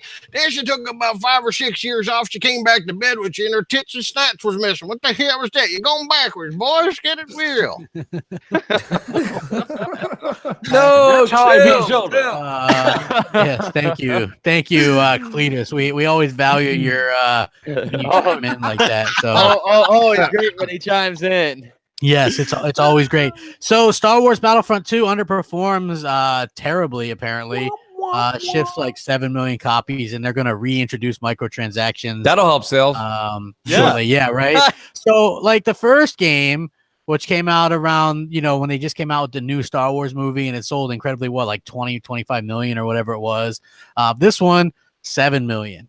That's piss poor comparatively, you know what I mean? And I just, man, I think that's people really just bad. got a bad taste in their mouth from that first game, man. Because going and playing that one and going back from the old ones, I mean, it wasn't all that great. And I see people, because I join a lot of Facebook groups, for a lot of different games, and they're like, man, I don't know if I should get this game. The first one kind of sucked, and that's probably what's causing some of the problems for the sales. And that's the consumer that I was. I understand everybody wants to hide behind this loot crate thing, but as people say in the YouTube world all the time, remember these people that have these 100 million between the two companies, maybe 110 million between the two, like they don't all listen to IGN and Polygon all the time, not all the time. So my point being is like, what was the reason we went from 25 to 7? Is it just because of the loot crates? There's loot crates and microtransactions and everything. So it wasn't just that. And the game was basically the whole progression system's fucked because of the progression system was bad, but I mean at the same time, you didn't really know that till you purchased it and found out it sucked. You know what I mean? We knew. I mean, we knew. But 28 million people didn't know. But the fact that there were so many on the shelves still, that was the story, right? That there were just stacks of Battlefront 2 sitting there with shit all around it sold out. The consumer knew this had grown to a point to where it penetrated just the casual audience's mind share, right? This was massive. You had countries like looking into gambling, like it was a thing, and people knew that this game just the fucking progression system was I just think it was more. Listen, it's like I say all the time, though. You when you go into a diner, you just get more of shit food. They have more than your typical place, but it's more just B-level food. And this here, you made a good point. You're like, Mooch, listen. They've tripled this. They've doubled that. They've done this. And I'm like, I agree. But everything they gave you was more mediocre game. I played through the campaign. It was lackadaisy, lackluster. Nobody was that enthralled about it. It was a pretty thing to look at. It was. but that ended within a couple of hours, and it was just casual. I gotta say, I really enjoy it though. Like the problem with the game isn't the fact the amount of content, really, because it wasn't. There's way more guns and maps and all that crap. The problem is I can't unlock any of the fucking shit because I gotta get some crates. Well, I mean, and like I said, they removed the crates early on, and you were able to get a lot. I mean, we had Assassin who unlocked everything. Assassin unlocked everything for $0 and 28 hours later, which is normal for a game. Yeah, and Assassin was a good game. Yeah. You know what I'm saying? Like, I mean, I'm sorry. I apologize. Assassin on YouTube from 4 Guys with Quarters. He played Star Wars Battlefront 2, unlocked everything pretty much in 28 hours. He's reported it and showed everything. Like, and he didn't pay any extra money. So what I'm saying is that for every class. What? That's crap. Didn't he show that? Yeah. He unlocked all the heroes. Yeah, that's way different. Yeah. I'm talking about guns. Like, I'm still stuck on the second gun for the heavy class, and I've used nothing but the heavy. I gotta say, I have fun with the game. I like the game a lot. Yeah. It bums me out that this franchise, who knows what they're gonna do with it, because it's one of my all-time favorite franchises. They ran and rested on their laurels of being called Star Wars, and I think that, don't get me wrong, that works. It works. Stickers on a console work, so it works, but it only works to a certain extent. And like Graves said, they struck fire and lightning once in the bottle with the first one with 25 million. To get to 7, no doubt the loot crate and the fiasco and the gambling. But listen, the kids that go out and buy this stuff, they love to gamble. They don't give a shit about an article about gambling. The game just wasn't what it was supposed to be. And that's what I was saying. It just looked very, very lackluster. And I think at the end of the day, here, it's not even February yet. Tomorrow's February. Remember what I said? By February, it's dead. It's dead already. Nobody's playing that game anymore. Me and Grave play it. I play that game all the time. Dude, I see every night. I see every night for the last 2 months. I've been watching you guys because you've been playing nonstop. Crap never plays at night either. You guys have played that one night in the past 2 months. Congratulations. We play that game all the time. Night in the past 2 months. You don't. What game? Yeah, that's fine. Crap, do me a favor. Give us the numbers of your hours spent on Star Wars Battlefront 2 and your hours spent on PUBG. And PUBG came out in December. Just give me those numbers. PUBG is PUBG, though. I haven't even played Battlefront 2 online yet. I haven't even finished the to be honest with you, when me and Grave got tired of PUBG, we hopped on and had a good time on Battlefront 2. I saw you guys on, but that was one night in the past 6-7 weeks. We played it a couple times. I mean, it's listen, when I say it's dead, it doesn't mean that night, Mooch, because I looked at the thing. I was like, I wonder if there's anybody online. I was like, Battlefront 2. Battlefront 2. That's what I said. I did too. I poured myself an extra drink. Listen, I got news for you. Listen, this is my point. When I say it's dead, I realize you guys didn't open the window, throw it out, and yell pull. I get it. I understand that you didn't shoot it. But I'm saying to you, it's dead especially in terms of Star Wars. In terms of Star Wars, it's deceased. Okay, does that mean no one's playing it? No, I understand there's people playing it. But I mean, not at the level it should be 2.5 months after it came out. It's not what people, you can tell me. If you don't believe me, ask EA if this is what they expected. It's just not what they expected. I don't know. I think they need to put more TLC into it. That's all. Well, they got exactly what they deserved with their stupid I agree. System and their bullshit microtransactions that give you 40% faster movement with this card, and it was just it got exactly what it should have gotten. Man, like they're in every single game, and they're going to continue to be in every single game. These are literally somebody did a cards, right? Like more damage, more speed, pay this credits and do this. Like these ruin game balance, and nobody wants to play some shit versus a guy with 4 of the best star cards, and you're like, why is this guy destroying me so hard? I think somebody did take a shitty player, make him great. But if you're already great, you're just gonna dominate everything. Well, I think I saw something the other day where somebody had this one guy who did a test. Apparently, like he played through the game, and it came down to being you either had to spend over 400 hours to acquire all the star cards. I think it was 400. It might have been even more than that, or spend like $1,500 in actual money to buy them outright. So. Yeah, I mean, here's the thing. I have 35 hours in Battlefront 2. I have 85 hours in PUBG. Right. So, I mean, it's not, but PUBG is like crack, you know what I mean? So that's like, I put quite an amount of time in both. But I mean, this is you've said it yourself, Crap, and it's not to say, ha, you're right or wrong. My point is just this. PUBG is a simplistic one map, right? Play with your friends. And this is the stuff that you were saying in November. And you were like, I can't wait. I'm going to play with my friends. It's going to be great. It's the same thing. It's the same pitch. It's just like, It's just like how CrapGamer was gonna be level 10 prestige. That's different. That was different. They added, I'm gonna let them off the hook with that one. They added so many more prestiges. That was the problem, you know. No, it got a little out. And you know, it's funny too. I mean, I think World War II, Call of Duty World War II is doing fantastic. And I'm actually glad to see that.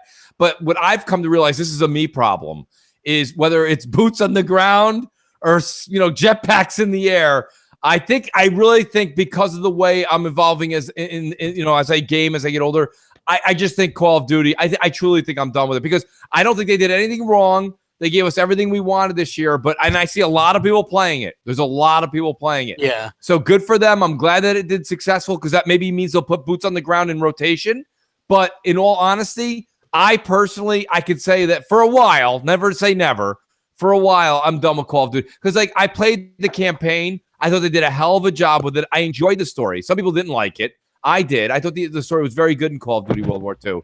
But I've played just about zero of the multiplayer because running around and getting, you know, shot by one bullet when you have a hitbox around you, and like that's just so old and redundant now. I look for a little bit more in my multiplayer, and that's why I like the PUBG. At least you can get through COD. I'm at a part in that game where they want you to get in a half track. You kill the guy in the gun in the half track. You open the door, he falls out. Yep.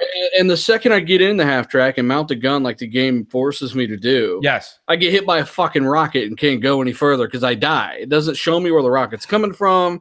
It doesn't, you know, I don't have any time to find the guy. A rocket just hits me right in the face 5 seconds after getting the half track done. So I can't beat the level. Like, it's so annoying. So I just, you know what? I'm not playing it. You know what? To be honest with you, dealer, let me just say that I am so glad that you told that story because that was that's been my problem with every Call of Duty campaign up until this one. Like literally, I would be like, "Who the fuck is shooting me?" Like it doesn't show you where they're shooting you from hardly, and when you die, it doesn't show you where they were. Yeah, you know, it's like okay, I just get in the face with a rocket over and over. That reminds me of this bad save spot I got in like Black Ops 2 on the 360 days.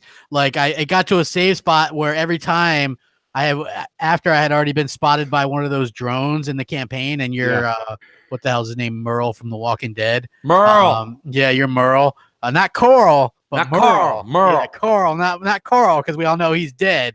But Merle. Oh, hey, come on, man! Come all on, this time, crap. People know. Come on, people know. I didn't. People waiting. I didn't know. Perfect timing, dealer. Maybe he's still alive. Maybe I don't know what I'm talking about. Coral. Carl. Yeah. Carl. I want to Carl, what happened to you, Carl? Okay, so yeah, PUBG did hit over 4 million. Nice. That's today. By the way, if you had bought PUBG, even if you buy it now, you'll get the 30,000 credits to spend on. Even today, crap. Yeah. How many? Hey, Grave. How many different things do you think you could buy with all those credits, Grave? You could probably buy about 15 of the same fucking shirt, and then about 15 of some other fucking dirty fucking long sleeve shirt. I got me buried in fingerless gloves. Bright ass colored shirts that people can see you from 3 miles away. Oh yeah, like Grave one time was wearing like the red and white shirt. Man, he got spotted big time. You know, you get spotted, and well, here's my question. Crap, you don't lose these BP points, right? The battle points. You don't lose them. So my point being is every time you go in to grab a crate, it exponentially keeps going up. Okay. So is it smart to go, like you're doing now, basically buy 3 crates when you get to 2,800, stop and wait till next week resets because your money won't disappear in a week. So you might as well keep getting 3 yours. Yeah. Because it keeps exponentially going. Why just to buy one thing a week at the lowest price, right? Yeah. Right, exactly, and that's my point: is keep your money and keep buying 1 or 2 items a week instead. Because if you can even do 2, dealer, because if you want to retain the 30,000, because if you're playing the game as much as all of us are, you'll get those BP points back pretty damn quick. So, well, enough to make up for the 1,400 you spent. I mean, anyways. Do you guys think that we'd probably get better loot if we're spending a lot more on it, or do you think it's going to be the same? That's what I'd like to know: is if you keep going up, the chances of getting something you actually give a shit about are greater. Maybe that's why we keep getting the same shit because we're constantly buying at 700, 1,400, 2,800, and the one after that, whatever that is, 3,900. I want that Where's Waldo shirt. Oh, I wish I could gift it to you. I got like 8 of them. Well, you can't see me in the bush. I'm Waldo. Well, one of the you can't find Waldo. That's part of the fun. But yeah, it's like I was playing it, and then we're like, me and Grave are like, so should we get the loot crates? And we do, and then literally they give you the same shit over and over again. Yeah. Hey, here's a hat. Here's a here's a hat. Yeah, here's the red the shirt, the red striped shirt. Here's the dirty picture of a hat on it. Exactly. Here's some boots. Here's the dirty white shirt. Here's another dirty white shirt. Here's the dirty white stuff. So you can pick your nose before you pull the trigger. Let's go. Yeah, so exactly. It reminds me of Destiny, right? Where you're like, what did we get? Same thing, same boots we're wearing right now. Great. Like hopefully they actually kind of reinvent themselves with that. I wouldn't even mind to be able to buy my own stuff if it was unique enough. I would love to. I would pay $10 for that ghillie suit. The game needs a little more personality, a little more customization, and make it stand out. Dude, you think? Like I would absolutely love that for sure. Well, customization, yes. The ghillie suit is probably that would be. I know for $10. Everybody would have a damn ghillie suit, and you wouldn't be able to see. Right, the map would have to turn instantly to just sand. Yeah, they did just do another update. Hopefully, I'm gonna try that out. Maybe. Yeah, it came out today, right? Yeah, and like the cars do less damage. You know what? Because the cars, like we call it Mad Maxing, right? When it gets to a certain point, you're hiding, and you just see like 3 or 4 cars just doing donuts riding around. You know what I mean? Like looking to hit you. Well, here's the thing, and I don't know how realistic this is. Crap, this is kind of late breaking. Jamie Moran said he was playing after the latest update, and you know how sometimes you'll hit like an invisible rock or you'll hit just a rock. He said he was driving on a motorcycle, he hit a rock, and he blew up. Really? So the vehicle maybe the launch game.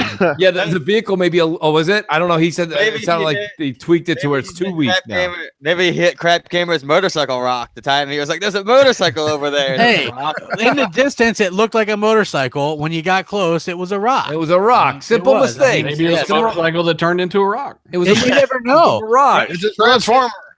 Here's the thing, like Grave, who plays on a launch Xbox One, his renders don't his stuff doesn't render in for about 30 seconds after he lands. Is that better now or no?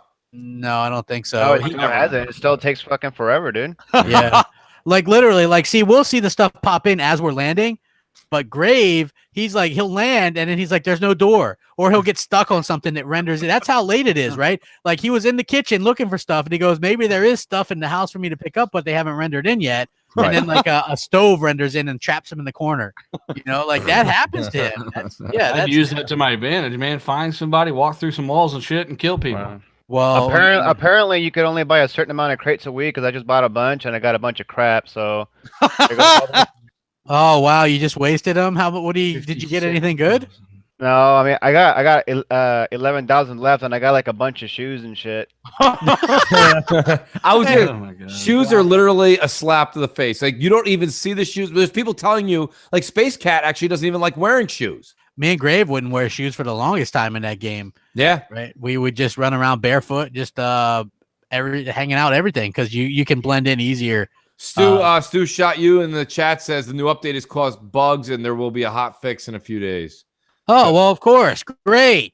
That's nice. You know what? PSN was down off and on this past week to the point where they were doing a FIFA World Cup online championship, and they had to switch midway through to not Xbox. The first time something like this happened. Even news, though. PSN being down, come on. Yeah, but the FIFA championship is big. That's a big deal. It is. And Sony pays for the rights. Sony bro. Goal! Yeah, bro. Well, I mean, yeah, I know you're a big soccer fan, Grave. Of course. I mean, that's like your pastime, right? Like you guys love soccer. So who's they, man? Sounds kind of racist there. What are you gonna say? You like soccer? You used to always be on FIFA. I don't know what you're talking about. Yeah, I didn't tell her that's my brother. I never played no damn. My bad. Yeah, he would always be on soccer, and I'd be like, "Yo, dude, what are you doing?" He's like, "Man, I'm on lunch. I'm playing some soccer." Playing some FIFA, right. Man. He loves it, dude. But yeah, I think this is just more of a situation where it really makes Xbox look good and Xbox Live look even better. I can't even remember the last time I had a problem on Xbox Live. I mean, what do you guys think? It's been a while. Lizard Squad attack that one Christmas. Yeah, I mean, like I don't 3 think, years ago, right? It's been a while. Yeah, it was a long time ago. Yeah. It was a long ass time ago. So. I don't know, man. We're so spoiled nowadays that the littlest thing, I mean, we're like, oh fucking Microsoft, blah blah blah blah blah. You know, it's just like some things are not even that big of a problem. Like that was I literally the one time ever that I couldn't get on Xbox Live. Yeah. Was the Lizard Squad attack? I think it was 2014. Christmas. Yeah. 2015. It was 2014. 2014. Yeah, it was that Christmas, 2014. And that was when Phil said, "Hey, we need to fix our back end on our live service, right?"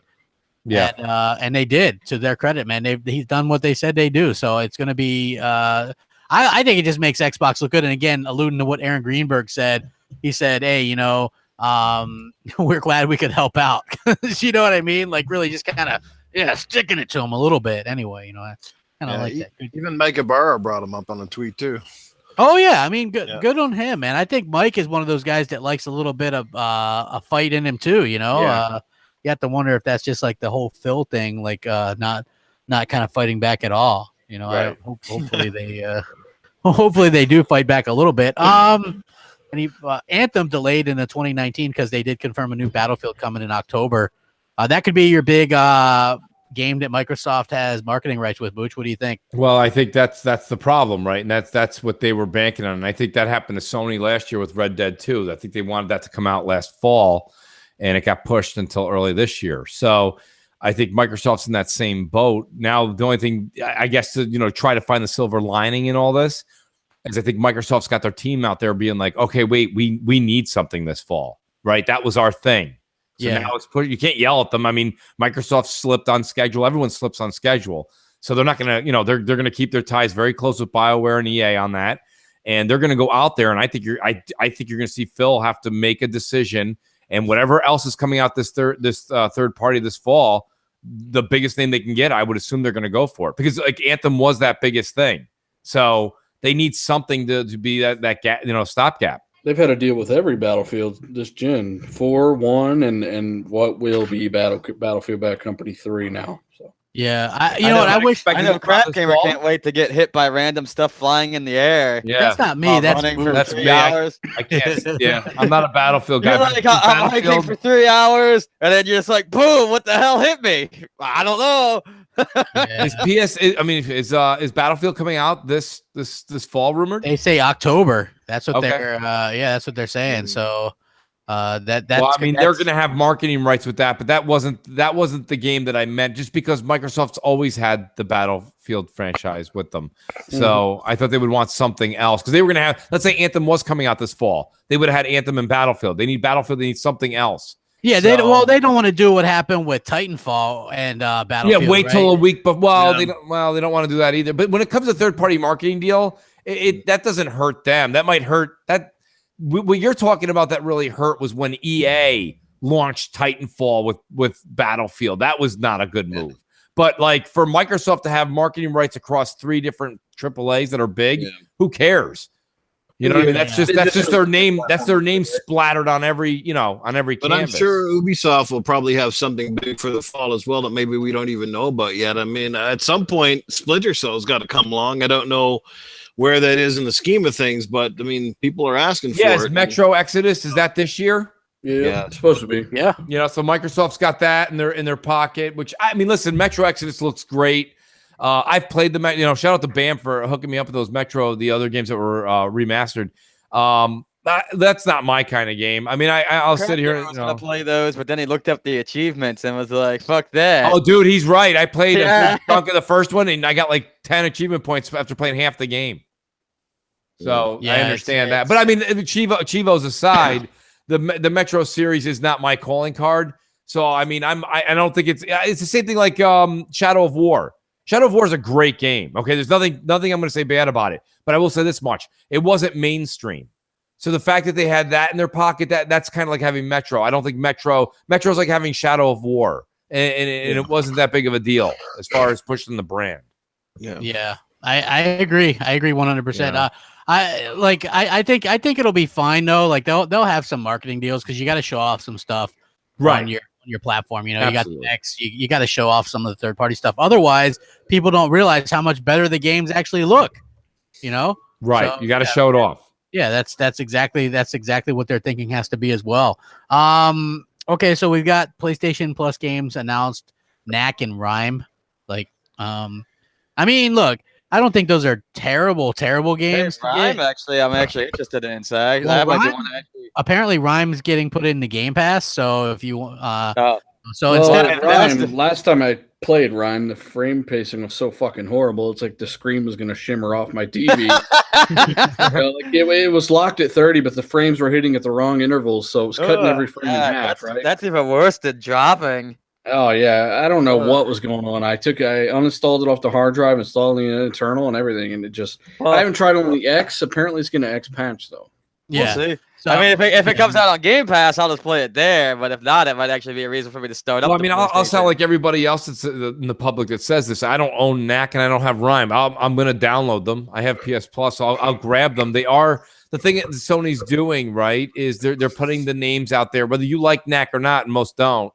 It's still a household name. People know it from PlayStation. It was a release. It was a console launch game. I mean, people don't forget console launch games, right? I mean, it's about time for them to launch that, anyways, right? But we're still talking, right? Well, yeah, but I mean, we're still talking. I said like fucking 3 years ago. We're still talking about Rise. You know what I mean? We still talk about all the games that launched, with Xbox. So that's a game that still has some merit in the name. So what does it do? It puts PS Plus in the headlines again as quote unquote the victor of this month's free games. yeah. Plus, Well, by putting Knack out right now, it gives people a chance to maybe buy it and play it that never had the chance or didn't pick it up when it was kind of the hit game at the time. Right. And because Knack 2 is still relatively new, it may encourage sales of that particular title if people actually do get attached to the original Knack. So, I mean, it kind of makes sense. But I'm actually more excited about the actual Xbox Live Games of Gold this month. Shadow Warrior, I've seen people play that game, and it looks like it's an absolute blast. And it's still a fairly pricey title, I think, to buy new. So I kind of like Gold this month. I don't think it's too bad, actually. Yeah, and people misunderstand what I mean by household name. I understand it's not Call of Duty. That's not what I'm alluding to, but I'm just trying to say that launch titles are generally games that you just don't forget. People are like, I went out, I grabbed this console, and I bought this game, and I went home and played it because that was the only thing that the platform was offering me at the time. The memory's more like I remember regretting buying Knack that night. Right? Yeah, it is what it is. Yeah, the next memory was drinking too much and passing out. Right, you know what I mean? It was, yeah. One of the biggest games is added Xbox One 4K, Xbox One X 4K support. That's Overwatch. Mooch, I know you at one point you were like, Overwatch is dead. Nobody plays it. But it's still like one of the most popular games. I think it's massive. It's a massive game on PC. I think it holds its own on console. I personally see the same. They're loyal, but I see the same 2 or 3 people on my friends list. And my friends list is not to say all end all by no stretch of the imagination, but generally you can get a good consensus of how a game's doing with longevity when you see some of your friends like constantly playing it. And I see the same 2 or 3 people. It's James Shields, Esky Boy, and another person. That's it. It's like 3 people that play it. I don't see anybody that I ever talk to on a regular basis. I don't see anybody on this panel ever playing it. It's just most people I talk to on a daily basis on Twitter and YouTube are not playing that game. And again, is that the say all end all? No. Am I glad they gave it 4K? Absolutely. I think everything should get the treatment. That's what we bought the machine for. So I applaud them for doing this update. At the same time, I think it holds its own. But remember, when you see the magnificent numbers you see on this game, it's PC that's backing it. No, I think there's a lot of players on Xbox too. Like I always see people on the game. It's a decent number, but it's nothing to rant and rave about. I don't know about that, Mooch. I think there's quite a bit of support for it, my friend. I see a lot of PC streamers they have channels built on it. Well, yeah, I mean it's one of those phenomenons, but yeah, it's a Blizzard, right? That's what they do. Blizzard's PC. That's what they're, even Diablo 3, right? There's still people playing Diablo 3 on Xbox. Yeah, but not nearly the people playing Diablo 3 on PC. Not nearly. You don't think? Absolutely not. Huh. I don't know, man. I'm not sure. I love Diablo 3. PC player bases for the most part. I've beaten it like 6 times. You know what I mean? Like I love Diablo 3. I really, really do. But it's not. It's just I only see like 2 or 3 people playing it on. Even shout out to GKB and She-Wolf will play it. They'll show up on our list. but you could tell they're playing it on PC because the game, your friends list. They're playing it on PC. It's just a lot of people. They're more PC people anyway, right? So I think now, maybe more now. Yeah, I don't know. Really, that Xbox. I mean that's just the way it is. But we're almost at 10 o'clock. We might as well go ahead and wrap this shit up. We appreciate everybody stopping out with us. That gavel up, B. Exactly. It was good to be back. It was good to get some Xbox Nation rocking again, man. Appreciate you being on Mooch's channel. Yes, sir. We're gonna go ahead and do a couple outros real quick because we don't do those outros long as hell like Mooch on Crossfire. They're way too long. They are, man. Mooch, what do you got going on? I'll make it real short and sweet. We got Friday. We've got Crossfire 7 o'clock Eastern time, and then M&C mornings 11 o'clock on Sunday. Looking forward to it. Absolutely. Dealer, what do you got going on, hombre? Holy shit, that was a fast outro, Mooch. That's a I tried to really shorten it up. Shit. See you guys later. Yeah, I mean, pretty good one. Yeah, it's a pretty good show, guys. For those that gave a fuck and came checked us out after being gone for so long, we appreciate it. I also got to say thanks. I just hit 20,000 subscribers. And obviously, if you don't check that out, check it out. RDX podcast. We cover all this stuff as well. It was a great episode last night. So once again, it was a great show, guys. Thanks for coming out. Oh yeah. What about you, Hellhammer? What do you got going on? Nothing. I don't know. Yeah, nothing at all. I mean, I'll be back on here next week. Otherwise, you can find me on Twitter at XXHellhammer or on Xbox Live, XX Space Hellhammer. Oh yeah, good to hear. And Noof, what do you got going on, dude? Same shit, different day, guys. You know where to find me. Nukem on Xbox Live, _Nukem on PlayStation Network, Nukem on Twitter, as always, and I'll keep you posted on any new videos and all that good stuff coming out. Cletus, what's going on with you? Well, hey, Fiddly Diddly, it's Cletus. I just wanted to say I finally got my gamer tag up and running and came up with a pretty interesting name. All thanks to Dealer kind of suggested it, so I went with Mr. Tube Shock. Mr. Tube Shock. That's not MR Tube Shock. That's Mr. MISTER Tube Shock. And if you're wondering how come I got the name Mr. Tube Shock, well, let's just say when I plays Call of Duty, I guess out there on the battlefield, I'll be the one that's throwing that sticky tube shock at your head, and it'll be right on your face when we're done. That's what I'm doing. So now you add me on Xbox Live, you hear, and we'll play a game now sometime soon. That's what I can tell you. Did you hear crap in the background? He says, sheesh, that's what that was. And we've got Grave. What do you got going on, man? Anything good?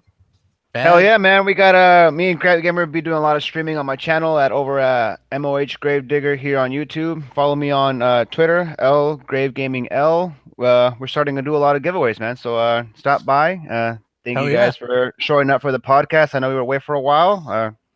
Life happens for all of us, and we just had to take a little bit of time off.